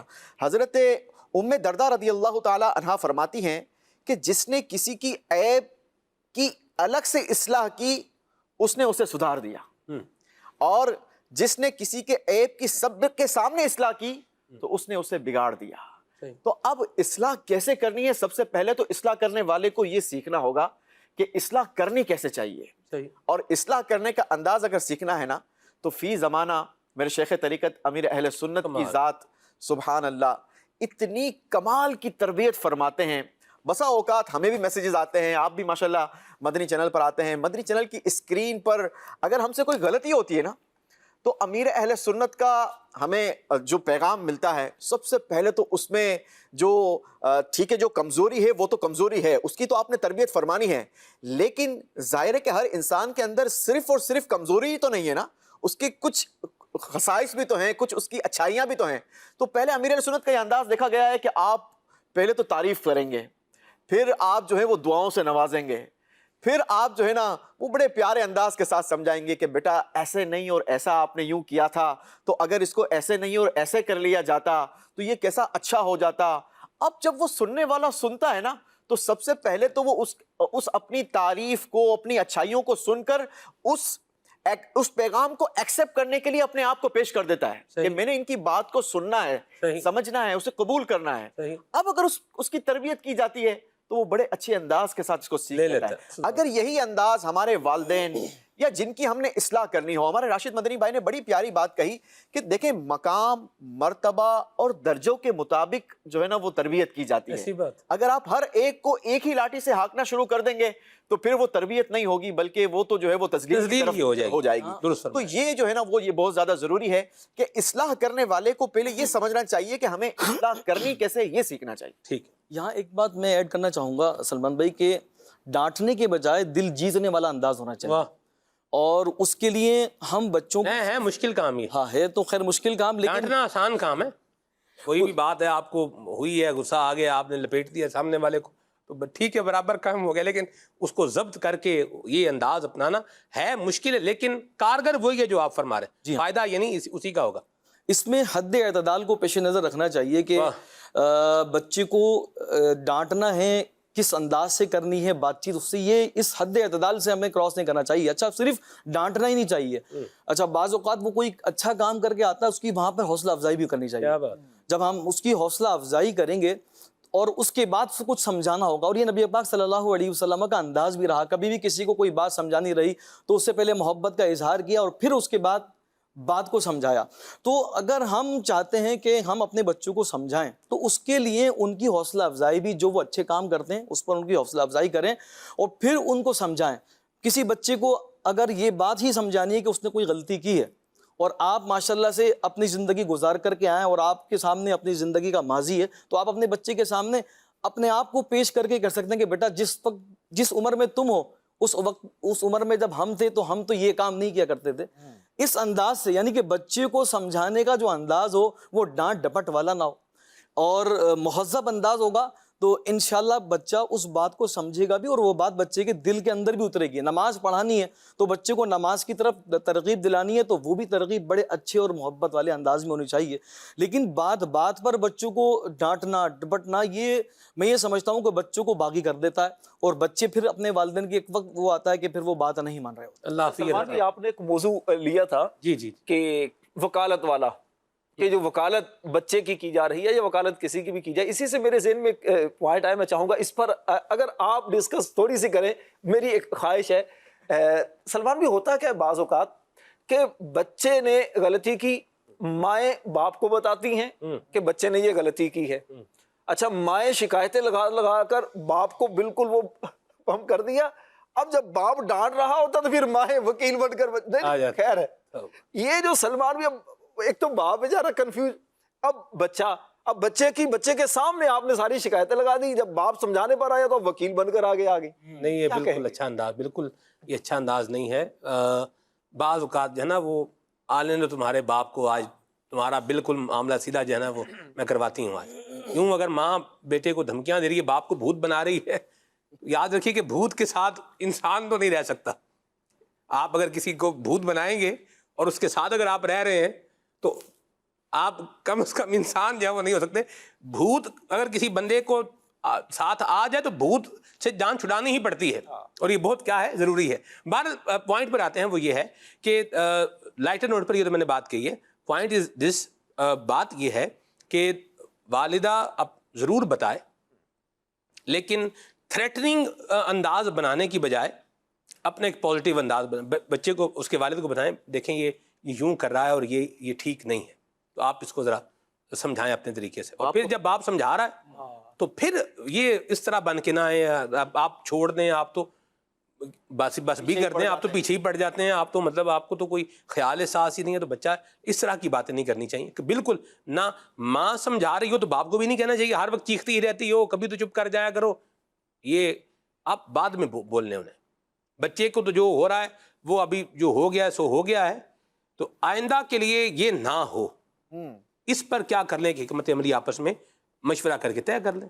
اس کا ایک اور پہلو بھی ہو سکتا ہے کہ والدین کو غور کرنا چاہیے سب سے پہلے تو اپنی نیت پر. جی دیکھیں, ماں اگر باپ کو شکایت لگا رہی ہے جی کہ تمہارے بیٹے نے یوں کیا, اس نے یہ کیا, اس نے یہ کیا, اس نے یہ کیا, دیٹس مین کہ آپ اپنی یوں کہا جائے کہ دل کی بھڑاس جو ہے وہ اپنے شوہر کو سنا رہی ہیں, اور آپ اپنے شوہر سے یہ ایکسپیکٹ کر رہی ہیں کہ وہ اپنے بیٹے کی تربیت کرے گا. یہ تو اگر آپ کا انداز ہے یا یہ نیت ہے تو بہت ٹھیک, اچھی بات ہے. لیکن اگر آپ کے دل کے اندر ہی کھوٹ ہے اور آپ کے دل کے اندر یہ چور چھپا ہوا ہے کہ میں اپنے شوہر کو کہوں گی اور جب باپ اپنے بیٹے کو ڈانٹے گا تو پھر میں بیٹے کی پشت پناہی کروں گی اور اس کا یوں کہا جائے کہ اس کو یہ دکھانے کی کوشش کروں گی کہ دیکھو تمہارا باپ ظالم ہے, وہ تم پر شور مچاتا رہتا ہے اور میں تمہارے لیے جو ہے نا ہمیشہ آواز اٹھاتی رہتی ہوں. تو یہ یہاں پر غور کرنے والی بات ہے کہ آپ اپنے گھر کے اندر اپنے بچوں کو اپنے باپ کے قریب کر رہے ہیں یا اس سے دور کرنے کی کوشش کر رہے ہیں. تو ایک تو سب سے پہلے نیت پر بھی غور کرنا چاہیے, اور پھر دوسرے نمبر پر وہ جو آپ نے بات کہی کہ اگر کوئی بھی ایک اپنی اولاد کی تربیت کر رہا ہے تو پھر دوسرے کو بیچ میں نہیں آنا چاہیے. اچھا, اب باپ کو سمجھانے کا انداز بھی جو ہے نا وہ شریعت مطہرہ میں ہمیں بتایا گیا کہ باپ اپنے بیٹے کی ضرور اصلاح کرے, تربیت کرے. لیکن حضرت سیدنا حسن رضی اللہ تعالیٰ عنہ سے کسی نے پوچھا کہ حضور بتائیے کہ اپنے بیٹے کا احتساب کیسے کرے, کب تک کرے؟ تو آپ نے فرمایا کہ اس وقت تک اپنے بیٹے کو سمجھائے, باپ اپنے بیٹے کو اس وقت تک سمجھائے جب تک باپ کو غصہ نہ آئے. جب باپ کو غصے کے جذبات ابھرنا محسوس ہوں تو وہ پھر خاموش ہو جائے, اب سمجھانا نہیں ہے. تو یہ وہی والی بات آ جائے گی کہ تربیت کرنی ہے تو سب سے پہلے تربیت کا انداز سیکھنا ہے کہ ہمیں کیسے تربیت کرنی ہے. اور وہ انداز حضرت امام حسن مجتبیٰ نے بتایا ہی ہے کہ جب تک ایگریشن اس میں غصہ اس میں نہیں ہونا چاہیے. بعض اوقات غصہ کرنا بھی ہوتا ہے, اس کے اپنے نمبر ہوتے ہیں, وہ کتنا کرنا ہوتا ہے وہ بھی. یہ جو بات کہی ہے نا ایاز بھائی نے, بہت بات زبردست کہی ہے کہ حد اعتدال, میانہ روی کریں, نہ تو بالکل یوں آئیں کہ اس کو کوٹ کے جو ہے نا بچے کو اس کا حال بے حال کر دیں, اور نہ ہی یوں آئیں کہ بھائی ٹھیک ہے جو بھی کرتا ہے کرتا رہے, ٹھیک ہے وہ آپ ہی ٹھیک ہو جائے گا. یہ بھی ایک لفظ بولا جاتا ہے بھائی خود بخود بھائی ٹھیک ہو جائے گا. ابھی جب زمانے کے دھکے کھائے گا نا خود ہی سمجھ کھائے گا تو خود سمجھ عقل آ جائے گی. جی, ٹھوکرے کھائے گا تو خود عقل آ جائے گی. وہ کہا کسی نے کہ بھائی وہ پتھر تھا بڑا گول تھا روڈ پر تھا, اس نے کہا بھائی بڑا گول ہو گیا ہے, تو اس نے کہا جی ٹھڈے کھا کھا گول ہو گیا میں. بھائی ٹھیک ہے خود ہی سمجھ جائے گا. یہ بھی نہ کریں, بالکل اس کے حوالے بھی نہ کر دیں. حد اعتدال اس کو جو ہے وہ اپنا کے رکھیں, اور اللہ ہمیں اس پر عمل کرنے کی توفیق عطا فرمائے. اولاد کے حوالے سے ہم نے کافی اس کو لے لیا. والدین کو بھی جو ہے نا وہ اصلاح کی ضرورت ہوتی ہے. یہ بھی میں پوائنٹ عرض کر دوں, اگرچہ اس میں جو ہے نا وہ راشد بھائی نے بڑا پیارا مدنی پھول بیان فرمایا ہے کہ والدین کو بتانے اور سمجھانے کا انداز کیا ہونا چاہیے, عاجزانہ درد مندانہ ہونا چاہیے. اور سمجھانے کے لیے صرف یہی زبان نہیں ہوتی کہ ابو البیان حاجی اظہر تاری ادامہ ذلہ نے بڑی پیاری بات کہی. آپ نے فرمایا ایک آنکھوں کی زبان بھی ہوتی ہے, تو کبھی اس کا بھی استعمال کیا جائے. آنکھوں کی زبان کیا ہے کہ آنکھیں آنسو بہا رہی ہیں, آپ کی آنکھیں آنسو بہا رہی ہیں, تو یہ خود بخود پیغام کیا ہے اپنا یہ دے ہی رہی ہیں. تو آنسو یہ فارسی ترکیب ہے, مرکب لفظ ہے, آن اور سو. آن کا مطلب ہے آپ, سو کا مطلب کیا ہے طرف. تو فرمایا آنسو یعنی جس کے لیے یہ آنسو بہائے گا یہ آنسو اسے اس طرف لے جائے گا. واہ واہ واہ. آپ کسی کی اصلاح کے لیے اگر آنسو بہائیں گے تو پھر یہ اس بندے کو کیا کرے گا, اصلاح کی طرف لے جائے گا. اور یاد محبوب میں, یاد مصطفیٰ میں آنسو بہائیں گے تو یہ آپ کا آنسو آپ کو بارگاہ رسالت میں لے جائے گا. اور اگر اللہ کی یاد میں آنسو بہائیں گے تو یہ آپ کا آنسو آپ کو اللہ کی رحمت کے کیا ہے یہ قریب کر دے گا. تو یہ بھی ایک زبان ہے, اس کا بھی کبھی کبھی استعمال جو ہے وہ کر ہی لینا چاہیے. ابھی تک ہم نے ون سائڈ گفتگو کی ہے, جتنی باتیں ابھی ہم نے کی ہیں یہ ساری یہ سمجھانے والے کے اوپر کی ہیں, اصلاح کرنے والے کے اوپر کی ہیں. اس کو کیا جو ہے وہ انداز اختیار کرنا چاہیے, کیا طریقہ کیا سلیقہ ہونا چاہیے, قرآن مجید فرقان حمید میں ہے ادعو الی سبیل ربک بالحکمت والموعظۃ الحسنہ. یہ بالکل بڑی پیاری گائیڈنس ہے ہمارے لیے. لیکن جس کو سمجھایا جا رہا ہے نا اس کو بھی غور کر لینا چاہیے. نمبر 1 دیکھ رہے ہیں سمجھانے والا کون ہے, ریلیونٹ ہے, بتانے والا کیا ہے, ریلیونٹ ہے. تو اب وہ جو بات کہہ رہا ہے تو اس بات کو اگر وہ ہماری غلطی ہماری خامی کوئی بتا رہا ہے, ہمارے اخلاق کی, ہماری گفتگو کی, ہمارے کردار کی کوئی خامی غلطی ہمیں بتا رہا ہے اور واقعی وہ دین اسلام کے اصول اور ضابطے کے روشنی میں ہمیں سمجھا رہا ہے, بتا رہا ہے, تو اپنی غلطی کو دور کر لینا چاہیے. ایاز بھائی کیا فرماتے ہیں آپ؟ بالکل ایسا ہی ہے. اور یقیناً دیکھیں اس کے تعلق سے سلمان بھائی ہمارے پاس پوری قرآن مجید فرقان حمید کی تعلیمات بھی موجود ہیں کہ سمجھانے کے تعلق سے باقاعدہ ہمیں حکم دیا گیا اس حوالے سے کہ کنتم خیر امہ اخرجت للناس تأمرون بالمعروف وتنہون عن المنکر، کہ تم بہترین امت ہو اور تمہیں لوگوں کی ہدایت کے لیے جو ہے اخرجت للناس، تمہیں لوگوں کی ہدایت کے لیے جو ہے وہ ظاہر کیا گیا ہے. تو سب سے پہلی بات تو یہ ہے کہ ہماری ذمہ داری ہے یہ. آج کل سلمان بھائی آپ کی بات سے تھوڑی سی دوسری طرف میں لے کے جاؤں گا بات کہ آج کل یہ بات بھی ہمارے ہاں عام ہوتی ہے کہ بھائی ہر ایک کے لیے اس کی اپنی خواہش کے مطابق، اس کی مرضی کے مطابق اس کو کرنے دیا جائے، اس کو آزاد چھوڑ دیا جائے. یعنی جو نماز پڑھ رہا ہے اس کو نماز پڑھنے دیں، جو برائی کر رہا ہے اس کو برائی کرنے دیں. آج کل یہ آزاد خیال لوگ جو ہے وہ اس طرح کے تصورات اور نظریات ہمارے معاشرے کے اندر بھی وہ پیش کر رہے ہیں کہ لوگوں کو سمجھایا نہ جائے، ان کو آزاد چھوڑ دیا جائے. اور یہ بات باقاعدہ ہم دیکھتے ہیں کہ یہ اس وقت زیادہ ہوتی ہے کہ جب کچھ لوگ بیرون ممالک یا کسی دوسری جگہ جاتے ہیں، کسی ایسی جگہ پر جاتے ہیں جہاں پر بے ایمان کفر زیادہ ہوتا ہے، تو وہاں پر دیکھتے ہیں کہ وہاں پر کچھ لوگ ایسی مسجدیں بنائی بھی ہوتی ہیں جہاں نمازیں پڑھ رہے ہیں، اور وہیں پر کچھ ایسی جگہیں بھی ہوتی ہیں جہاں پہ شرابیں پی جا رہی ہوتی ہیں، جوا کھیلا جا رہا ہوتا ہے. ہر شخص اپنی مرضی کا کام جو ہے وہ کر رہا ہوتا ہے. تو لوگ اس کو دیکھ کر کہتے ہیں دیکھو یہ ہونا چاہیے، بڑا سکون ہے کہ ہر ایک کے لیے آزادی ہے، جو نماز پڑھنا چاہے وہ نماز پڑھ لے، اور جو کچھ برائی کر رہا ہے کسی کی طرف سے کوئی پابندی نہیں ہے. جبکہ ہم دیکھتے ہیں کہ قرآن مجید فرقان حمید نے باقاعدہ ایک ایمان والے کو یہ حکم دیا گیا ہے کہ وہ سمجھائے، لوگوں کو ہدایت کی طرف بلائے، اصلاح کی طرف دعوت دے. باقاعدہ یہ ذمہ داری ایک مومن مسلمان کے لگائی گئی ہے. اور یہ منع کرنا یا بھلائی کی دعوت دینا، آپ دیکھیں سلمان بھائی، اتنا عظیم ترین عمل ہے. اگر اس کے فوائد ہمارے ہاں لوگوں کو پتہ چل جائیں تو یقین جانیں جس کے دل کے اندر، جس کے سینے کے اندر دل ہے نا، تو اس کی چاہت ضرور ہوگی کہ وہ اس مقام کو پائے. نبی پاک صلی اللہ علیہ وسلم نے ایک موقع پر ارشاد فرمایا، صحابہ کرام موجود ہیں، فرمایا، صحابہ کرام سے فرمایا، اے صحابہ میں تمہیں وہ عمل نہ بتا دوں کہ اس مقام کی طرف تمہیں نہ لے جاؤں کہ جو مقام ایسی شخصیت کا قیامت کے دن ہوگا کہ انبیاء اور شہداء اس کے مقام کو دیکھ کر رش کر رہے ہوں گے. تو صحابہ کرام نے عرض کی، یا رسول اللہ صلی اللہ علیہ وسلم ضرور بتائیے کہ وہ کون لوگ ہوں گے کہ جن کے مقام کو دیکھ کر انبیاء اور شہداء بھی رش کر رہے ہوں گے. تو نبی پاک صلی اللہ علیہ وسلم فرمایا وہ لوگ ہوں گے جو اللہ کے بندوں کو اللہ کا پیارا بندہ بنا دیتے ہیں. اور پھر فرمایا وہ لوگ ہوں گے جو اللہ پاک کو بندوں کا محبوب بنا دیتے ہیں. تو صحابہ کرام نے عرض کی، یا رسول اللہ صلی اللہ علیہ وسلم یہ بات تو بالکل واضح ہے کہ اللہ پاک کو اللہ پاک کے بندوں کا محبوب بنا دینا، لیکن یہ بات سمجھ میں نہیں آتی کہ اللہ پاک کے بندوں کو اللہ پاک کا پیارا بندہ بنا دیتے ہیں. یہ کیسے ہوتا ہے؟ تو نبی پاک صلی اللہ علیہ وسلم فرمایا یہ وہ لوگ ہوتے ہیں کہ جو اللہ تبارک و تعالیٰ کی طرف سے مامور ہوتے ہیں، نصیحت کرتے کرتے چلتے چلتے نصیحت کر رہے ہوتے ہیں، اور ان کا حال یہ ہوتا ہے کہ ناپسندیدہ کاموں سے لوگوں کو روکتے ہیں اور اچھائی کا حکم دیتے ہیں. جب لوگ ان کی بات ماننا شروع کرتے ہیں، ان کی اطاعت شروع کر دیتے ہیں، تو اللہ پاک ان کو اپنا پیارا بندہ بنا دیتا ہے. تو آپ دیکھیں اتنا بڑا مقام ہے. کس کو ملے گا؟ یہ اس کو ملے گا کہ جو اصلاح کی طرف دعوت دے، لوگوں کو ہدایت دے، لوگوں کو اچھائی کی طرف، کس چیز کا نقصان ہے اور کس چیز کا فائدہ ہے یہ لوگوں کو بتائے. تو انشاءاللہ یہ مقام اس کو ملے گا کہ جو لوگوں کی اصلاح کرنے والا ہوگا. بتانے والا، اصلاح کرنے والا. اصلاح تو کر رہا ہے. ہم اس پوائنٹ پر ابھی جو ہے وہ میرا خیال ہے ہمیں آنا چاہیے کہ جس کی اصلاح کی جا رہی ہے اس کی بھی تو کوئی ذمہ داری ہے نا کہ وہ اس کو قبول کر لے. ہم اپنے اوپر اصلاح کا دروازہ ہی اگر بند کر لیں کہ بھئی میں نے نہیں ماننی. بھئی میں ایک بندہ تھا، اس کا نام تھا نعمان،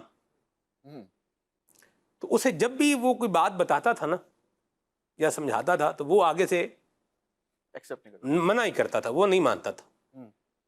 تو اس نے اس نعمان کا نمبر جو ہے وہ اپنے موبائل میں سیو کیا اور اس میں کیا لکھا؟ نو مان. نو مان. نو مان. اچھا. یعنی یہ مانے گا نہیں یہ. ٹھیک ہے. تو یوں بھی بعض اوقات لوگ جو ہے وہ اپنا انداز جو ہے وہ اختیار کر لیتے ہیں. اس میں جو ہے نا سلمان بھائی دیکھیں, انسان کو جو اپنی کیفیت یہ خالی پیالے جیسی رکھنی چاہیے واہ کہ نصیحت کو ایکسیپٹ کرنے والا ہونا چاہیے. کیا بات. اگر آپ اپنے آپ کو بھرا ہوا پیالہ ہی تصور کریں گے تو پھر آپ کسی بھی نصیحت کو ایکسیپٹ کرنے والے نہیں بنیں گے, کیونکہ آپ تو پہلے سے یہ سمجھ رہے ہیں کہ جناب میرا پیالہ ویسے ہی فل ہے, تو اب اس میں گنجائش ہے ہی نہیں جو یہ آ کے مجھے جو ہے وہ نصیحت. اچھا, اور دوسرے نمبر پر اگر کوئی سامنے والا آپ کو کوئی بات بتا رہا ہے نا تو اس کی بات کو سنیں, اس پر غور کریں, کیونکہ اپنا گریبان جو ہے نا یہ اپنے آپ کو نظر نہیں آتا. ہو سکتا ہے کہ سامنے والے نے جس بات کی طرف میری رہنمائی کرنے کی کوشش کی ہو وہ واقعی میری اصلاح چاہتا ہو. ایک تو ہوتی ہے تنقید, ایک ہے اصلاح, ان دونوں میں بھی فرق ہے. تو پہلے تو اگر جینے کی خواہش ہے تو کچھ پہچان پیدا کر, پہلے تو سامنے والے کو یہ پرکھنا چاہیے کہ یہ اصلاح کرنے والا ہے یا تنقید کرنے والا ہے. کیونکہ آج کل فی زمانہ جو ہے نا سلمان بھائی, یوں کہا جائے کہ سوشل میڈیا نے ہر ایک کے ہاتھ میں ایک ایسا آلہ دے دیا ہے کہ اسے بے باک کر دیا ہے. وہ سمجھتا ہے کہ میرے پاس وہ ہتھیار آ گیا ہے کہ اب میں جہاں چاہوں, جیسے چاہوں, جس پر چاہوں اس پر میں فائر کر سکتا ہوں. اور اس کا آسان ذریعہ کیا ہے؟ سوشل میڈیا کے ذریعے آپ جو ہے وہ دوسروں پر تنقید کا تیر جو ہے وہ برسا دیتے ہیں. اب ہو سکتا ہے کہ آپ جس تیر کو برسا رہے ہیں سامنے والے پر اس میں وہ کمزوری, کوتاہی, خامی نہ ہو. آپ نے صرف کسی کی سنی سنائی پر, آپ نے کسی کی یوں کہا جائے کہ چکنی چوبڑی باتوں میں آ کر جو اس کی مخالفت پر تھا اور اس نے آپ کی کان کے اندر اس کے خلاف زہر اگلا, آپ نے سوشل میڈیا پر جو ہے وہ تنقید کا تیر چلا دیا. تو سب سے پہلے تو یہ بات کو سمجھنا ضروری ہے کہ جو سامنے والا ہے اس کا مقام اور مرتبہ کیا ہے, اس کے اندر کمی اور کمزوری ہے بھی یا نہیں, اس کو بھی تو پہلے پرکھے نا. آپ جو ہے وہ سوشل میڈیا پر آ کر ایسے ہی کسی کے خلاف جو ہے وہ کمنٹس کر دے اور پھر آپ کو جب پتہ چلے اور ان سے آپ کی بات ہو اور وہ آپ کے سامنے اپنی اس بات کی وضاحت کرے تو آپ کو شرمندگی اٹھانی ہو, تو اس کا جو ہے نا وہ پہلے خیال رکھنا چاہیے. دوسری بات کہ ہم تنقید کو یا یوں کہا جائے کہ تربیت کو ایکسیپٹ کرنے والے بھی ہوں. اگر کوئی تنقید بھی کر رہا ہے نا تو اس کی تنقید کو سنیں, ٹھیک ہے, ٹھنڈے دماغ سے سنیں. ایگریشن کا جواب ایگریشن سے نہیں دیا جاتا.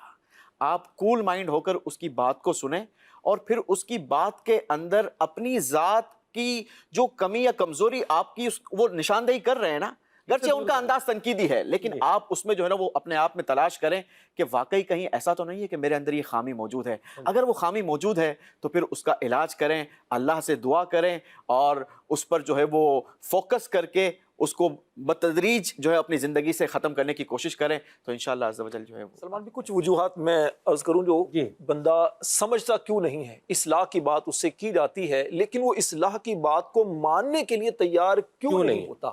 دیکھیے اس کی ایک وجہ تو ہوتی ہے علم کی کمی, یعنی سمجھنے والے کو اس بات کا علم ہی نہیں ہوتا کہ مجھے جو سمجھایا جا رہا ہے واقعی یہ میرے لیے بہتر ہے یا یہ واقعی دینی اعتبار سے مجھے اس پر عمل کرنا ضروری ہے. تو علم کی کمی اور جہالت کی وجہ سے بھی وہ بات سمجھ نہیں رہا ہوتا. ایک وجہ ہوتی ہے تکبر, انا, کہ اگر میں نے اس کی بات کو مانا تو گویا میں تو نیچا ہو گیا, تو اب کیا ہے کہ وہ بات کو ماننے سے انکار کر دیتا ہے, ایکسیپٹ نہیں کر رہا ہوتا بات کو. اچھا, ایک وجہ ہوتی ہے معاشرتی اثرات. لوگ جب اس طرح کی چیزوں کو دیکھ رہے ہوتے ہیں, جب انسان دوستوں میں بیٹھتا ہے, سوشل میڈیا پر دیکھتا ہے یا اس طرح کی چیزیں دیکھ رہا ہوتا ہے, تو اب اگر کسی نے اس کو سمجھایا تو وہ اس وجہ سے بھی, معاشرتی اس اثرات کی وجہ سے بھی بات کو سمجھ نہیں رہا ہوتا, قبول نہیں کر رہا ہوتا. ایک وجہ سلمان بھائی ہوتا ہے نفس کی پیروی, کیونکہ جب کوئی آپ کو سمجھاتا ہے تو اب اس کا وہ اگر آپ کو درست سمجھا رہا ہے, ہم اسی پر بات کر رہے ہیں, وہ آپ کو درست سمجھا رہا ہے, تو اب نفس اس بات کے لیے راضی نہیں ہوتا کہ جب یہ مجھے سمجھائے تو میں اس بات کو ختم کر دوں, کیونکہ انا جو ہوتی ہے نا, انا, وہ کہتا ہے جی میں اپنی انا کو کیسے توڑوں, میری تو یہ عادت ہے. اب یہ بندہ سمجھا رہا ہے تو اب وہ اپنی انانیت کی وجہ سے، نفس کی پیروی کی وجہ سے اس بات کو قبول نہیں کر رہا ہوتا، سمجھ نہیں رہا ہوتا۔ اچھا، اسی وجہ ایک وجہ یہ ہوتی ہے کہ جس کو سمجھایا جا رہا ہوتا نا، وہ یہ سمجھ رہا ہوتا ہے یہ مجھ پر تنقید کر رہا ہے، یہ میری ذات کو Negative تنقید لے رہا کا ہے، نشانہ بنا رہا ہے، اس وجہ سے بھی وہ بات سمجھنے کے لیے تیار نہیں ہوتا۔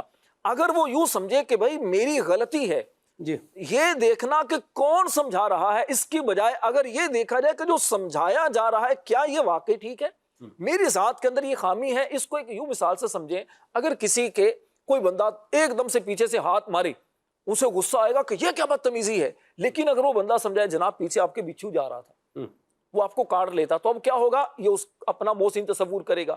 تو یہ سمجھ لینا کہ یہ میری ذات پر تنقید کر رہا ہے، تو جناب اگر تنقید بھی کر رہا ہے تو آپ کو تو یہ دیکھنا چاہیے کہ میری غلطی ہے، تو مجھے اس غلطی سے اپنے آپ کو نکالنا چاہیے۔ اچھا، ایک وجہ یہ بھی ہوتی ہے کہ ماضی کا جو رویہ ہوتا ہے، بعض اوقات جو سمجھانے والا ہوتا ہے نا، اس کا ماضی ہمارے پیش نظر ہوتا ہے کہ جناب کا ماضی کیسا ہے، تو اس وجہ سے بھی بات کو نہیں سمجھا جا رہا ہوتا۔ جناب اپنا ماضی تو پہلے دیکھ لیں، آپ اپنا تو پہلے دیکھیں آپ کیا ہو، اور آپ مجھے سمجھا رہے ہو۔ اچھا، ایک وجہ ہوتی ہے کہ سمجھانے والے کا اپنا اس چیز پر عمل نہیں ہوتا۔ جب اپنا عمل نہیں ہے اور پھر جب یہ کسی کو سمجھا رہا ہوتا ہے نا، تو پھر اس کو منہ کی کھانی پڑتی ہے کہ جناب خود تو عمل کرتے نہیں ہو اور ہمیں یہ کہہ رہے ہو۔ تو اس وجہ سے بھی لوگ کیا ہیں، سمجھنے کے لیے تیار نہیں ہوتے۔ اور ایک وجہ یہ بھی ہوتی ہے کہ وقت اور انداز یہ مناسب نہیں ہوتا، ٹھیک ہو گیا، تو اس وجہ سے بھی بات سمجھنے کے لیے انسان تیار نہیں ہوتا۔ اور ایک وجہ یہ ہوتی ہے کہ جب سمجھانے والا جو ہے نا، وہ کیا کہتے ہیں، بات دلیل کے ساتھ نہیں کرتا، تو سمجھنے والا پھر اس کی بات کو ایکسیپٹ نہیں کرتا۔ میں اپنے اسی مثال دوں حوالے سے کہ جیسے مثال کے طور پر کوئی کیمرے کے سامنے آ کر بات چیت کرتا ہے، سوشل میڈیا پر یا ٹی وی پر آ کر بات کرتا ہے، اب کوئی بندہ اس کو سمجھاتا ہے جناب بولنے کا انداز یوں نہیں ہونا چاہیے، فیس ایکسپریشن یوں ہونا چاہیے، آپ کی گفتگو یوں ہونی چاہیے، لفظوں کا چناؤ یوں ہونا چاہیے، آپ کی باڈی لینگویج یوں ہونی چاہیے۔ تو اب اگر جو بندہ جس کو سمجھایا جا رہا ہے وہ جانتا ہے کہ جناب کبھی کیمرے کے سامنے آئے نہیں ہے، اس کو پتا کچھ نہیں، تو اب کیا ہوگا کہ بات اس کی سمجھے گا نہیں۔ پھر اصل چیز کیا ہے کہ جب کوئی بھی انسان یہ سمجھتا ہے نا کہ یار یہ بندہ جو ہے نا، یہ میری ذات کو ٹارگٹ نہیں کر رہا، یہ میری غلطی کو ٹارگٹ کر کے میری اصلاح کرنا چاہتا ہے، تو پھر انسان اس کی بات کو سمجھتا ہے اور شکریہ بھی ادا کرتا ہے۔ تو یہ کچھ وجوہات ہیں، اگر ان کو پیش نظر رکھا جائے تو انشاءاللہ الکریم امید ہے کہ بات سمجھنا بھی آسان ہوگا، سمجھانا بھی آسان ہوگا۔ ایک ہوتا ہے کہ ہماری تو عادت ہی ہے، بھئی ہم تو ایسے ہی ہیں، یہ رویہ جو ہے نا یہ درست نہیں ہے۔ اس پر میں آپ کو ایک جو ہے نا وہ ایک سٹوری سناتا ہوں آپ کو۔ یہ ہم نے اسکول میں پڑھی تھی یوسف بھائی، 9-10 میں تھا میں، تو اس وقت پڑھی تھی۔ وہ تھا اس میں کچھ تھا کہ اس کی ٹرانسلیشن کرنی تھی اردو سے انگلش۔ صحیح، یہ سٹوری تھی اس میں کہ اس کے اردو سے آپ نے کیا کرنا ہے، اس کو انگلش ٹرانسلیٹ کرنا۔ وہ کیا تھا کہ ایک گیدڑ اور ایک اونٹ کی دوستی ہو گئی۔ ایک دن دونوں نے آپس میں فیصلہ کیا کہ چلو کہیں کچھ چلتے ہیں، کچھ کھاتے پیتے ہیں۔ تربوز کا موسم تھا تو اس نے کہا کہ چلو تربوز کھاتے ہیں۔ اب ٹھیک، اب یہ گیدڑ اور اونٹ دونوں جناب علی تربوز کے کھیت میں پہنچ گئے اور انہوں نے تربوز جو ہے نا وہ کھانا شروع کر دیا۔ تربوز کھائے، گیدڑ نے بھی کھا لیے، اونٹ نے بھی کھا لیے۔ جب پیٹ بھر گیا تو اب گیدڑ نے چیخنا شروع کر دیا، اپنی آواز اس نے نکالنی شروع کر دی۔ اچھا، وہ آواز سن کے وہ جو مالک تھا وہ متوجہ ہو گیا، اس کے کان کھڑے ہوئے کہ بھئی یہ کیا ہو رہا ہے۔ وہ بھاگتا بھاگتا آیا، اس نے دیکھا گیدڑ چھوٹا سا، یہ تو بھاگ بھوگ کے کہیں مطلب ادھر غائب ہو گیا، اور مالک نے اونٹ کو کوٹ کوٹ کر مار مار کر بے حال کر دیا۔ اونٹ بھی وہاں سے بھاگ گیا۔ اب وہ دونوں آپس میں بعد میں جب دوبارہ ملے تو اونٹ نے گیدڑ سے کہا کہ ارے بھائی یہ کیا کیا تم نے میرے ساتھ، ہم تو جو ہے تربوز کھانے گئے تھے تو تربوز کے ساتھ مار تم نے مجھے بونس میں پڑوا دیا۔ یہ میں اپنا ایڈیشن کر رہا ہوں بیچ میں، ٹھیک ہے۔ تو یہ بہرحال یہ کیا آپ نے؟ تو اس نے کہا اصل میں بھائی میاں میری تو عادت ہے، میں جب تربوز کھا لیتا ہوں نا تو ایک دفعہ پھر میں خوب جوش میں آ کے آوازیں نکالتا ہوں، یہ تو میری عادت ہے میری۔ میں کہا ٹھیک ہے۔ اب اونٹ اور گیدڑ چلتے جا رہے ہیں، رستے میں ایک جو ہے وہ نہر آئی، اب نہر پار کرنی ہے تو اونٹ نے گیدڑ سے کہا آپ ایسا کریں آپ میرے اوپر بیٹھ جائیں، تو یوں ہم نہر کیا کر لیں گے، پار کر لیں گے، دوسری طرف چلے جائیں گے، ٹھیک ہے۔ اب گیدڑ کیا ہوا، یہ اونٹ کے اوپر بیٹھ گیا۔ اونٹ جب نہر میں داخل ہوا اور نہر کے درمیان میں پہنچا تو وہ وہاں بیٹھ گیا، تو گیدڑ نے شور مچایا، ارے بھائی کیا کر رہے ہو، کیا ہو رہا ہے؟ اس نے کہا اصل میں میری یہ عادت ہے کہ جب میں تربوز کھا لیتا ہوں تو پھر میں پانی میں بیٹھ جاتا ہوں۔ تو یہ ایک سٹوری ہے، آپ دیکھیں کہ جیسا کرو گے ویسا بھرو گے، اس عنوان پر ہے یہ، ٹھیک ہے، ٹٹ فار ٹیٹ۔ لیکن جو ہمارا پوائنٹ ہے وہ یہ ہے کہ میری یہ عادت ہے، میں یوں ہی کروں گا، بھئی ہم تو بدلنے والے نہیں ہیں، آپ اپنا انداز جو ہے وہ اب چینج کر لیں، یوں نہ کریں۔ ہمارا انداز اگر دین اسلام کی تعلیمات اور روح اسلام اور اخلاق نبویہ کی روشنی میں اگر اس کو دیکھیں تو وہ نہیں ہونا چاہیے، تو اس کو زندگی میں سے کیا کریں، خاتمہ اس کا کریں، اس کو عادت کا نام دے کے، مزاج کا نام دے کے، کوئی بھی اس کو جو ہے وہ آپ اس کو شیلٹر دے کر کے اس کو بچانے کی کوشش کریں گے، اپنے اندر رکھیں گے، تو آپ بہت ساری چیزوں سے محروم ہو جائیں گے۔ تو جو چیز قابل اصلاح ہو اس کی اصلاح ہونا ضروری ہے، اور یاد رکھیے جو کام اللہ اور اس کے رسول کے بتائے ہوئے طریقے کے خلاف ہے اس کی اصلاح ہی ہونی چاہیے اور اسی کی اصلاح ہونی چاہیے۔ اور اگر بندہ کوئی اچھا کام کر رہا ہے، نبی پاک کی تعلیمات پر عمل کر رہا ہے، آپ اسے کوئی سمجھانا چاہ رہا ہے، کوئی سمجھا رہا ہے، ارے یہ کیا کر رہے ہو، یوں کرو گے تو وہ ہو جائے گا، ایسے کرو گے تو یوں کرو گے تو وہ نہیں ہوگا، پردہ کرنا ہے تو رشتے نہیں آئیں گے، داڑھی رکھو گے تو تمہیں کوئی پوچھے گا نہیں، کچھ کرے گا نہیں، یہ کیا حلیہ تم بنا رہے ہو، کیا بنتے جا رہے ہو۔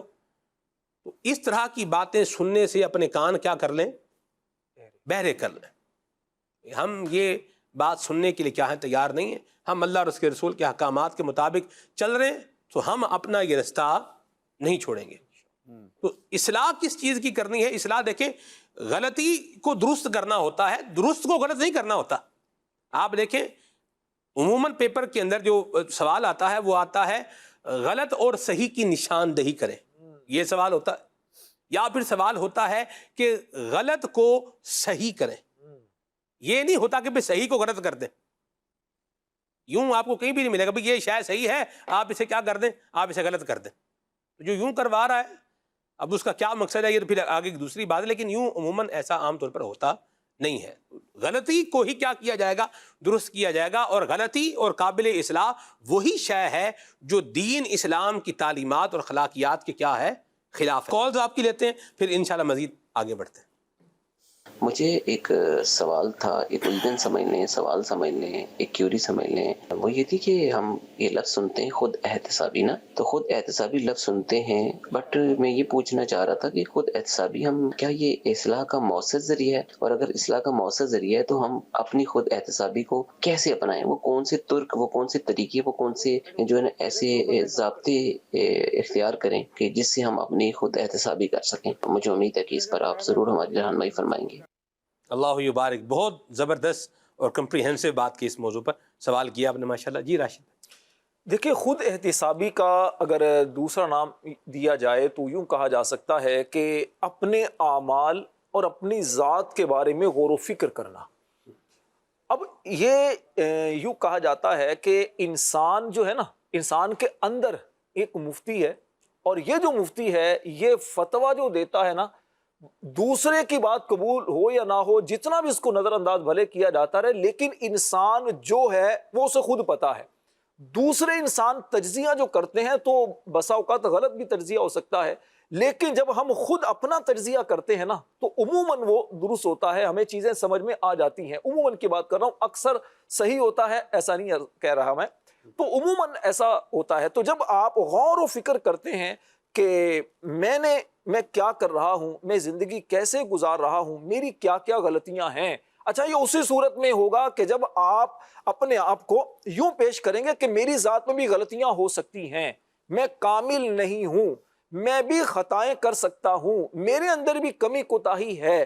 جب اس چیز کو سامنے رکھتے ہوئے جب غور کریں گے نا تو نتیجہ یہ ہوگا کہ پھر آپ کی غلطیاں آپ کے سامنے آ جائیں گی، اچھائیاں آپ کے سامنے آ جائیں گی۔ اس کا ایک طریقہ یہ بھی ہو سکتا ہے کہ پیپر پر ایک طرف لکھا جائے کہ میری ذات میں یہ غلطیاں ہیں، یہ میری کمزوریاں ہیں، یہ میں کام غلط کرتا ہوں، اور یہ الحمدللہ میری ذات میں خوبیاں ہیں۔ تو اب پھر آہستہ آہستہ ان جو خامیاں ہیں، کمی کوتاہی ہے، اس کو کم کرنا شروع کر دیا جائے۔ یقیناً اس کا بہت فائدہ ہوتا ہے۔ آخرت کے حوالے سے غور و فکر کرنا، اپنی ذات کے حوالے سے غور و فکر کرنا، اپنے ماضی کو پیش نظر رکھنا کہ ماضی میں مجھ سے یہ غلطیاں ہو چکی ہیں، آئندہ انشاءاللہ یہ غلطیاں نہیں کروں گا، تو یہ انسان کو یقیناً فائدہ بھی دیتا ہے اور انسان کی ذات میں اس سے نکھار پیدا ہوتا ہے۔ غلطی کہاں ہوتی ہے ہم سے کہ جب ہم اپنا تجزیہ کرنے کی بجائے، خود احتسابی کرنے کی بجائے دوسروں کا تجزیہ اور دوسروں کا احتساب کرنا شروع کر دیتے ہیں۔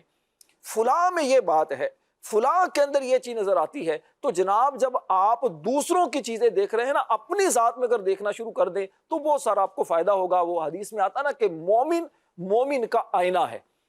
عموماً دوسروں کے اندر جو خامیاں نظر آ رہی ہوتی ہیں نا، تو کہا جاتا ہے کہ یہ آپ کے سامنے گویا عکس ایک وہ ہوتا ہے، جیسا کہ امام اہل سنت نے فرمایا نا، خبیث گمان خبیث دل سے پیدا ہوتا ہے۔ تو انسان جیسا ہوتا ہے نا، تو دوسروں کے بارے میں عموماً ایسی رائے رکھ رہا ہوتا ہے۔ اچھا انسان، پوزیٹیو جو سوچ رکھنے والا، آپ دیکھیں گے کہ اس کی ہر بات میں آپ کو اچھائی ملے گی، دوسروں کی بھلائی ملے گی، دوسروں کی خیر خواہی ملے گی۔ اور جو نیگیٹو سوچ والا ہوگا، وہ جب بھی اسے موقع ملے گا وہ برائیاں لے کر بیٹھے گا، لوگوں کی کمی، اس نے یہ غلط کیا، اس نے یہ غلط کیا، اس نے یہ غلط کیا۔ نتیجہ یہ ہوتا ہے کہ خود تو خراب ہے ہی، دوسروں کے اندر بھی اس طرح کی غلط سوچ وہ پیدا کر دیتا ہے۔ اللہ فیض عطا فرمائے۔ سیلف اکاؤنٹیبلٹی کے لیے، خود احتسابی کے لیے سب سے پہلی بات ہے کہ بندہ دین اسلام کا علم حاصل کرے۔ بھئی میں نماز پڑھ رہا ہوں، میری نماز صحیح ہے یا نہیں ہے، نماز کے احکام سیکھ لیں اور اس کے بعد اس کا جائزہ لے لیں اپنا، کہ بھئی میری جو نماز ہے، میں جو پڑھتا ہوں، وہ سارا میری جو قرات ہے، جو میں قرآن پڑھتا ہوں، یہ نبی پاک کے بتائے ہوئے طریقے کے مطابق ہے کہ نہیں ہے۔ نماز میں کیا کیا غلطی کرتا ہوں، اس پہ دیکھ لیں۔ میرا خشوع و خضوع نماز میں ہے یا نہیں ہے، خشوع و خضوع کیا ہوتا ہے، فضائل نماز کتاب میں سے آپ اس کا مطالعہ فرما لیں، پورا اس کا ایک چیپٹر ہے خشوع و خضوع کا، اس کی روشنی میں اپنے خود ہی اپنا عبادت کا حال دیکھ لیں کہ کیا ہے، ٹھیک ہے۔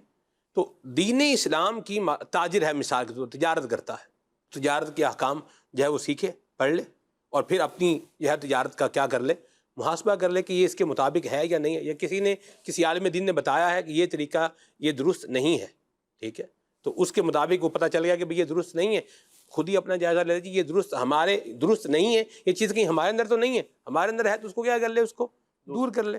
تو پہلے علم حاصل کرے، علم حاصل کرنے کے بعد اگر سیلف اکاؤنٹیبلٹی کرے گا، پھر تو اسے اس کی خامی کیا ہو جائے گی، نظر آ جائے گی۔ اور اگر علم ہی نہیں ہے تو پھر تو بولے گا بھئی جو ہم کر رہے ہیں وہ کیا کر رہے ہیں، صحیح کر رہے ہیں، ٹھیک ہی کر رہے ہیں، پھر معاملہ خراب ہو جاتا ہے۔ اللہ فیض عطا فرمائے۔ کال لیتے ہیں۔ کھلے آنکھ صلی اللہ کہتے کہتے بہت اچھا چل رہا ہے۔ میری نعت خوان اسلامی بھائی سے ایک فرمائش ہے، مجھے یہ والا کلام سنا دیں۔ میں بندہ عاصی ہوں، خطا کار ہوں مولا۔ ماشاءاللہ، مرحبا۔ خانپور سے میسج ہے، نور عالم بھائی سے پوچھنا ہے کہ آپ نے سب سے پہلے کون سا کلام مدنی چینل پر، کس عمر میں، کس سن میں، کون سے پروگرام میں پڑھا تھا؟ جی، یہ غالباً 2009 یا 8 کا اینڈ، اس وقت لائیو نہیں ہوتا تھا، کم سنی کی عمر میں، اور پہلا کلام تھا وہ سوئے لال ہزار پھرتے، سبحان اللہ، کوئی ریکارڈنگ پروگرام تھا، کوالٹی پروگرام کا نام کیا تھا پروگرام کا؟ نام ذہن میں نہیں ہے، اسے لائیو نہیں ہوتا تھا، ریکارڈ ہوتی تھی، پھر ایک مخصوص ایام پہ وہ نشر ہوتا تھا۔ ٹھیک ہو گیا۔ کلام سنائے روک لیتی ہے آپ کی نسبت، ٹھیک ہے جی، کال بھی شامل کرتے ہیں۔ حجرہ شاہ مقیم سے ظہیر احمد سیالوی عرض گزار ہوں، سلسلہ کھلے آنکھ صلی علیہ کہتے کہتے ماشاءاللہ مرحبا۔ سلمان بھائی، آج کے موضوع کے متعلق ایک سوال کرنا چاہ رہا ہوں کہ اصلاح کے راستے میں سب سے بڑی رکاوٹ کیا ہے، اور والدین اپنے بچوں کی اصلاح کس طرح کریں، چھوٹے بچوں کی اصلاح کس طرح کریں، جب وہ بڑے ہو جائیں اور شادی شدہ ہو جائیں تو تب ان کی اصلاح کس طرح کی جائے، اور قرآن و حدیث اصلاح کے بارے میں ہماری کیا رہنمائی کرتے ہیں، جواب ارشاد فرما دیجیے، جزاک اللہ خیرہ۔ اور نور عالم بھائی سے ایک کلام کی فرمائش ہے کہ واہ کیا جود و کرم ہے شہ بطح تیرا۔ بڑی مہربانی، اس پر ہم تفصیلی بات کر چکے ہیں، ان سارے موضوعات پر جو آپ نے کہا ہے۔ مین ہرڈل کیا ہوتا ہے، یاز بھی کیا لگتا ہے آپ کو؟ سلمان بھائی، مجھے جو لگتا ہے وہ یہ ہے کہ انا اور ضد پر اڑے رہنا نا، ٹھیک، تو یہ ایک بنیادی وجہ لگتی ہے کہ جس کی وجہ سے بندہ جو ہے نا وہ اپنی اصلاح نہیں قبول کر رہا ہوتا. ٹھیک جی. فیصلہ آباد سے ہیں حافظ محمد رؤوف صاحب. غوث پاک کی منقبت ان کو سننی ہے. مرحبا. علی شہزاد بھائی ہیں, ان کو کلام سننا ہے. ہم بھی چلتے ہیں, ذرا قافلے والوں ٹھہرو. مرحبا. سبحان اللہ. کال بھی لیتے ہیں. عالم بھائی سے عرض ہے کہ یہ منقبت سنا دیں. خدا کے فضل سے ہم پر ہے سایہ غوث اعظم. یا مرحبا. جی کال. کھلے صلی اللہ کہتے کہتے بڑا ہی پیارا سلسلہ ہے. سلمان بھائی آج کا موضوع بھی بہت ہی اچھا ہے ماشاء اللہ. میں سید بھائی بول رہا ہوں. سلمان بھائی, اصلاح اگر گھر میں کسی فرد کو کیا جائے تو اس پر وہ زیادہ دھیان نہیں دیتے ہیں, گھر کے آدمی کہتے ہیں, لیکن باہر کے جب کوئی کہتا ہے تو اس پر وہ ایکٹیو ہو جاتا ہے, عمل کرتا ہے. اگر وہ گھر والے اگر کہے تو اگر نہ سننے کی وعید کیا ہے یہ بھی ارشاد فرما دیجئے. اور ماشاءاللہ اگر کوئی باہر سے سن کر عمل کرتے ہیں تو مدینہ مدینہ ماشاءاللہ, لیکن گھر والے اگر کہتے تو کیوں سنتے نہیں ہیں, یہ بھی ارشاد فرما دیجئے. حالانکہ پیار محبت سے ہی کہا جاتا ہے, ایسا نہیں کہ چڑچڑا پن سے کہتے ہیں ایسے ہیں. وہ بات جو ہے نا سنتے نہیں ہیں, تو کس طرح ان کو سمجھا جائے کہ وہ سن لے اپنے گھر والوں کے بات. گھر کی مرغی دال برابر, یوں بھی بولا جاتا ہے. کیا فرمائیں گے یوسف سلیم بھائی؟ اصل میں بسا اوقات ہمیں بہت ساری چیزیں ایسے لگ رہی ہوتی ہے کہ ہم بہت صحیح انداز کے ساتھ کام کر رہے ہیں, لیکن ہو سکتا ہے کہ ہمارا وہ جو سمجھنا ہے نا وہی سب سے بڑی غلطی ہو, اور اسی غلطی کی وجہ سے وہ ہماری بات کو ایکسیپٹ نہ کرتے ہوں. اچھا, وہی والی بات اگر باہر والے سمجھائیں گے تو وہ سمجھ میں آ جائے گی. اور اس کا پریکٹیکل واقعہ آج ہمارے راشد مدنی بھائی نے ہمیں سنایا ہے کہ کل رات تک والد صاحب کو بیٹا سمجھانے کی کوشش کر رہا تھا, گھر والا نصیحت کرنے کی سمجھانے کی کوشش کر رہا تھا, لیکن والد ماننے کو تیار نہیں تھے, بلکہ اس بات پر ایگریسو ہو گئے تھے کہ اب اگر یہ بات کہی تو پھر میں نے یہ کام چھوڑ دینا ہے. اور وہی بات راشد بھائی نے سمجھائی تو انہوں نے اس بات کو ایکسیپٹ بھی کر لیا.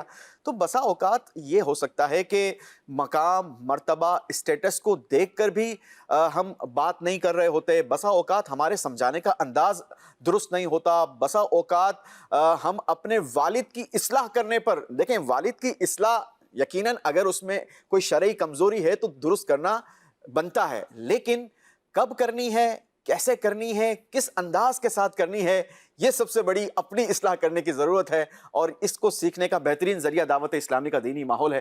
دعوت اسلامی کے ماحول سے وابستہ رہیں گے, امیر اہل سنت کے مدنی مذاکروں میں شامل ہوتے رہیں گے نا, تو میں سمجھتا ہوں کہ امیر اہل سنت کے مدنی مذاکرے میں سلمان بھائی, میں نے تو یہ بات غور کی ہے کہ کئی بار ایسے ذہن میں سوالات ہوتے ہیں کہ یار اس پر بھی بات ہونی چاہیے, یہ بھی ٹاپک ہونا چاہیے, اور تھوڑی دیر کے بعد ہم نے دیکھا ہے کہ وہی والی بات جو ہے وہ امیر اہل سنت اس کی تربیت فرما رہے ہوتے ہیں. تو آپ انشاءاللہ مدنی مذاکرات دیکھیں, آپ کو اصلاح کرنے کے گر بھی سیکھنے کا موقع ملے گا, اور کس کی اصلاح کیسے کرنی ہے یہ بھی سیکھنے کا موقع ملے گا. اور میں آپ کو آسان سی بات عرض کروں, گھر میں بھی اگر کوئی اچھی بات بتا رہا ہے تو مان لینی چاہیے. بعض اوقات ہم سمجھتے ہیں گھر میں چونکہ ساتھ رہتے ہیں تو بندے کو یوں بولیے کہ اس کی ویلیو کا وہ احساس ہوتا نہیں ہے, لیکن بات بندہ کہہ رہا ہے, ویلیو بات کی دیکھیں ہے کہ نہیں ہے, بندہ تو چلے ایک دوسری بات ہے نا, لیکن ہمارا ایک پرابلم ہے کہ ہم نے بندے کو سمجھا بھی فلاں بندہ ویلیویبل بندہ, جو بھی بات کرے وہ کیا ہے, ویلیویبل ہے. ایسا بھی نہیں ہے. اللہ ہمیں عافیت عطا فرمائے. یہ میں ایک جنرل پرسپیکٹیو میں جو ہے وہ بات کر رہا ہوں. تو اصل بات یہ ہے, لا تنظر الی من قال وانظر الی ما قال. یہ مت دیکھ کہ کون کہہ رہا ہے, یہ دیکھ لے کہ کیا کہہ رہا ہے. اگر صحیح کہہ رہا ہے تو اس پہ عمل کر لے. علامہ عبدالوہاب شعرانی نے تنبیہ المغترین میں یہ بات لکھی ہے. تو بہرحال آگے چلتے ہیں. اور گھر والوں کی میں بھی اگر گھر میں بھی اگر کوئی بات بتا رہا ہے اور ہماری توجہ دلا رہا ہے, دین اسلام کے احکامات کے حوالے سے ہمارا ذہن بنا رہا ہے, تو بات ماننی چاہیے. نیکی اور بھلائی میں ایک دوسرے کا کیا کریں, تعاون کریں. کال لیتے ہیں. محمد ریاض باری خان کا ڈوگرا ضلع شیخو پورہ سے عرض کر رہا ہوں. نعت خواں اسلامی بھائی سے گزارش ہے کہ مجھے یہ کلام سنا دیں. زندگی دا مزہ آوے سرکار دے بوہے تے, موت آوے تے سر ہووے سرکار دے بوہے تے. جزاک اللہ. بوہا کہتے ہیں دروازے کو پنجابی میں, یہ پنجابی کلام ہے. تو چلیں آگے چلتے ہیں. میسج ہے جی یہاں پر خاک مدینہ ہوتی میں خاکسار ہوتا، یہ کلام سنائیں. امام جامی کا کلام سنائیں. ترم فرسودہ جہاں پارا، یہ جناب سرگودا سے میسج ہے. تو کچھ کلام شامل کریں نور عالم بھائی. صلو علی الحبیب صلی اللہ تعالی علیہ وسلم. بے نوا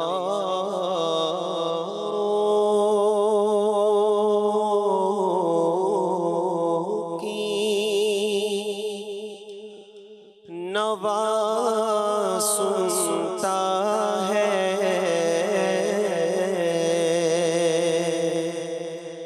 التجا سب کی خدا سنتا ہے،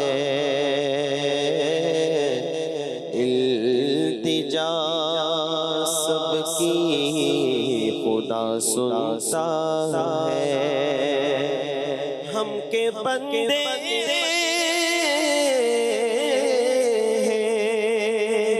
سنا کرتے ہیں، وہ کہ خالق ہے سنا سنتا ہے.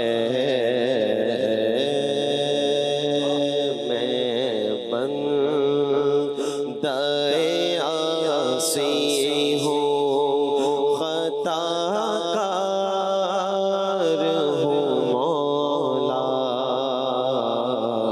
میں بندہ عاصی ہوں، خطا کار ہوں مولا.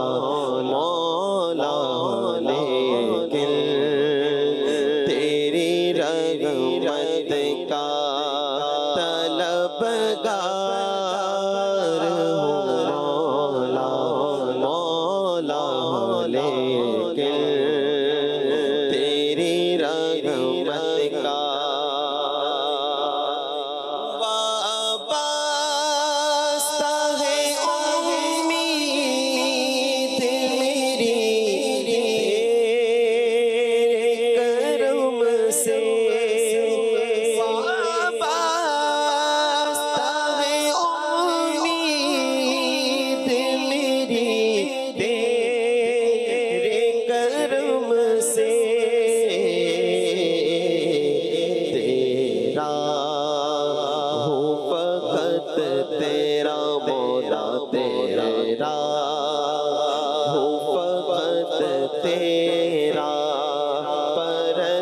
پرستار ہوں مولا.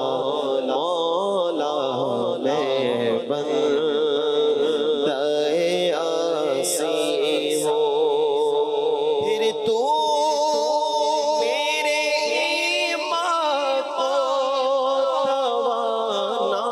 توانائی عطا کر. برسوں نہیں صدیوں سے میں بیمار ہوں مولا. میں بندہ عاصی تیرا اشارہ ہو راسان ہو منزل، ایک تیرا اشارہ ہو راسان ہو مشکل. ایک لہر اٹھے اور میں اس پار ہوں مولا. مولا ایک لہر اٹھے اور میں اس پار ہوں مولا. مولا میں بندہ عاصی ہوں. سبقت بسط رحمتی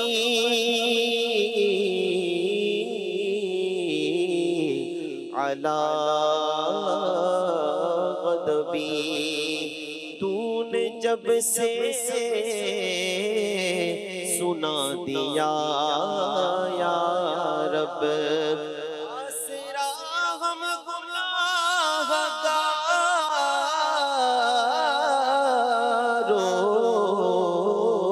کا،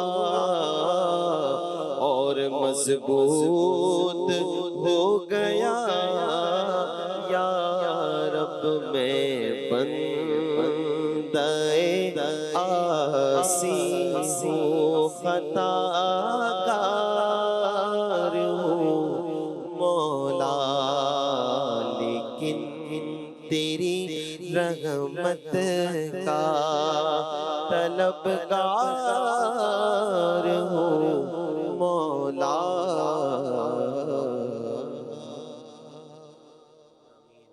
مرحبا، ماشاء اللہ جی۔ صلی اللہ علیہ الحبیب صلی اللہ تعالی علیہ وسلم۔ روک لیتی ہے آپ کی نسبت،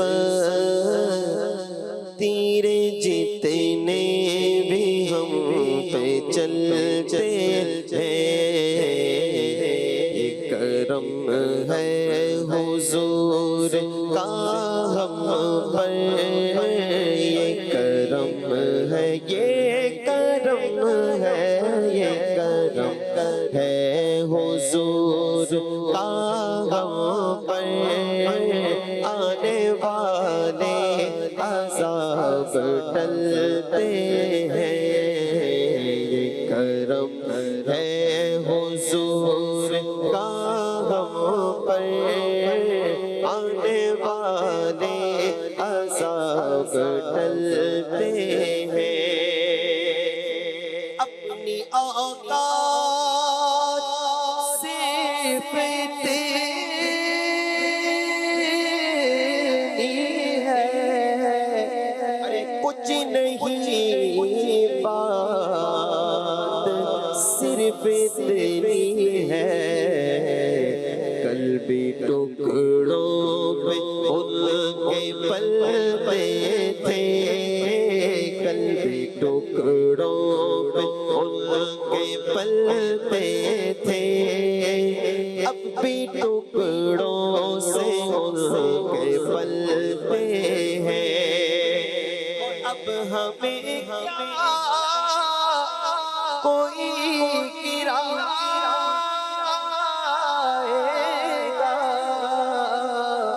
ہر سہارا گلے لگائے گا، کیونکہ ہم نے خود کو گرا دیا ہے وہاں، ہم نے خود کو گرا دیا ہے وہاں، گرنے والے جہاں سنبھلتے ہیں، یہ کرم ہے حضور کا ہم پر، آنے والے عذاب ٹلتے ہیں۔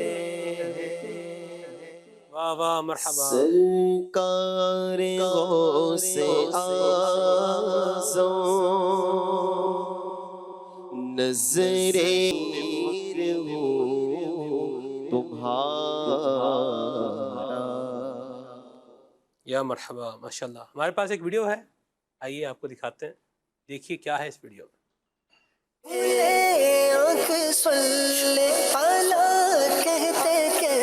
آج کا ٹاپک شروع کرنے سے پہلے میں آپ سے ایک سوال کرتا ہوں اور اس کا آپ نے جواب دینا ہے۔ آپ مجھے بتائیں کہ اگر ہم کسی نیک شخصیت کی صحبت میں بیٹھیں، کسی اللہ پاک کے ولی کی صحبت میں بیٹھیں، تو ہمیں اس کا کیا فائدہ ہوگا؟ جی آپ بتائیں۔ ایمان کی حفاظت نصیب ہوگی۔ اگر ہم اللہ پاک کی ولی کی صحبت میں بیٹھیں تو اس کا ایک فائدہ یہ ہے کہ ہمیں ایمان کی حفاظت نصیب ہوگی۔ چلیں آپ بتائیں۔ ان سے ہمیں علم حاصل ہوگا۔ ہم اللہ پاک کے ولی کی صحبت میں بیٹھیں گے تو ہمیں علم نصیب ہوگا۔ اب انہوں نے چند فائدے بتائے، اور وہ بھی وہ فائدے ہیں کہ ہم کسی اللہ پاک کے ولی کی صحبت میں بیٹھیں تو یہ فائدہ ہوگا۔ اب کسی اللہ پاک کے ولی کی صحبت میں بیٹھنے کا یہ فائدہ ہے، تو اگر نبی کریم صلی اللہ علیہ وسلم کی جنہوں نے صحبت اختیار کی، جنہوں نے پیارے آقا صلی اللہ علیہ وسلم کی پیاری باتیں سنی، اس پر عمل کیا، تو ان کو کیسا رتبہ اور کیسا مرتبہ ملا، یہی آج کا ہمارا ٹاپک ہے۔ جی ہاں، میری مراد صحابہ کرام علیہم رضوان اور عشرائے مبشرہ ہیں۔ تو ہم اپنے ٹاپک کو شروع کرتے ہیں، اور آج کا ہمارا ٹاپک ہے صحابہ کرام اور عشرائے مبشرہ۔ اب سب سے پہلے ہم صحابی کا معنی سنتے ہیں کہ صحابہ کسے کہتے ہیں، اور پھر عشرائے مبشرہ کے بارے میں سنیں گے۔ صحابی عربی زبان کا لفظ ہے، اور صحابی کا لفظی معنی جو ہے وہ ہے رفیق یا ساتھی ہونا۔ اور پھر شریعت میں صحابی ایسے انسان کو کہا جاتا ہے کہ جس نے ہوش اور ایمان کی حالت میں نبی کریم صلی اللہ علیہ وسلم کی زیارت کی ہو، یا نبی کریم صلی اللہ علیہ وسلم کی جنہوں نے صحبت اختیار کی اور پھر ایمان ہی کی حالت میں ان کا انتقال ہوا ہو، تو ایسے خوش نصیب کو صحابی رسول کہا جاتا ہے۔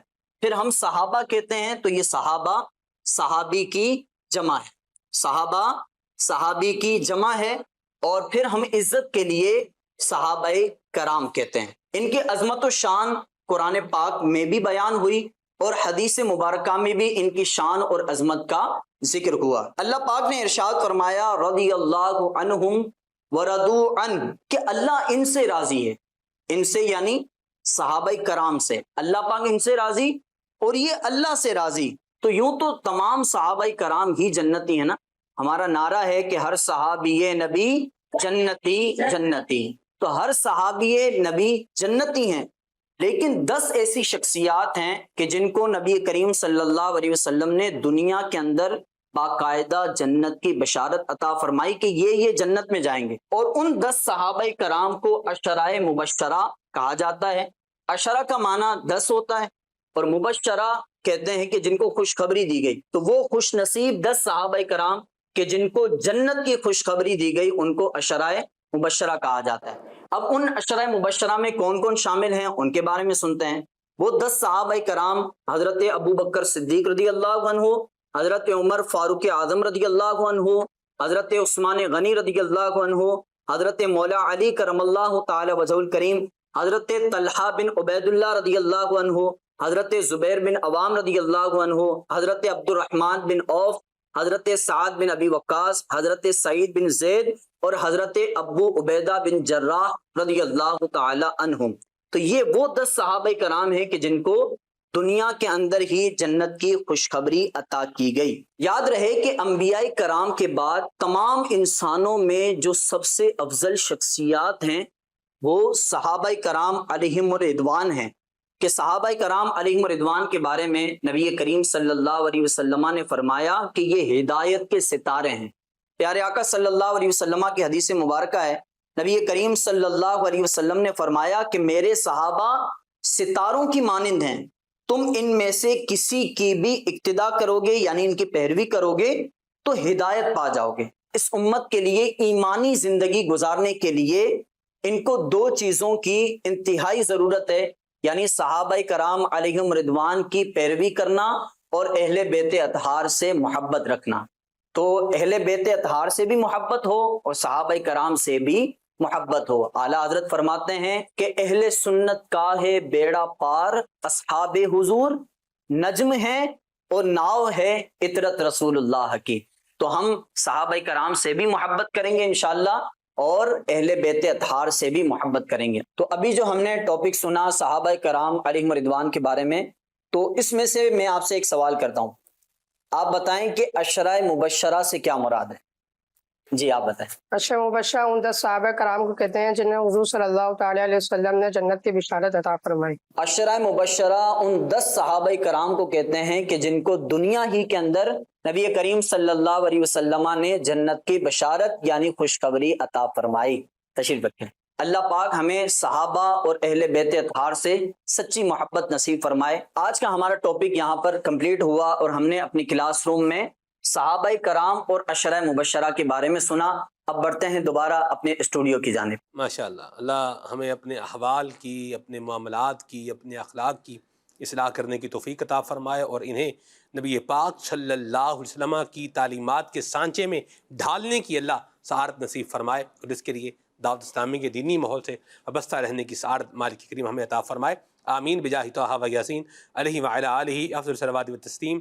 دعوت اسلامی کے ساتھ وابستہ بھی رہنا ہے، قافلوں میں سفر بھی کرنا ہے، اور اپنا مالی تعاون بھی اپنی دعوت اسلامی کے ساتھ رکھنا ہے. اللہ ہمیں انفاق فی سبیل اللہ، یعنی اپنی راہ میں مال خرچ کرنے کی توفیق اور سعادت بھی عطا فرمائے. آمین.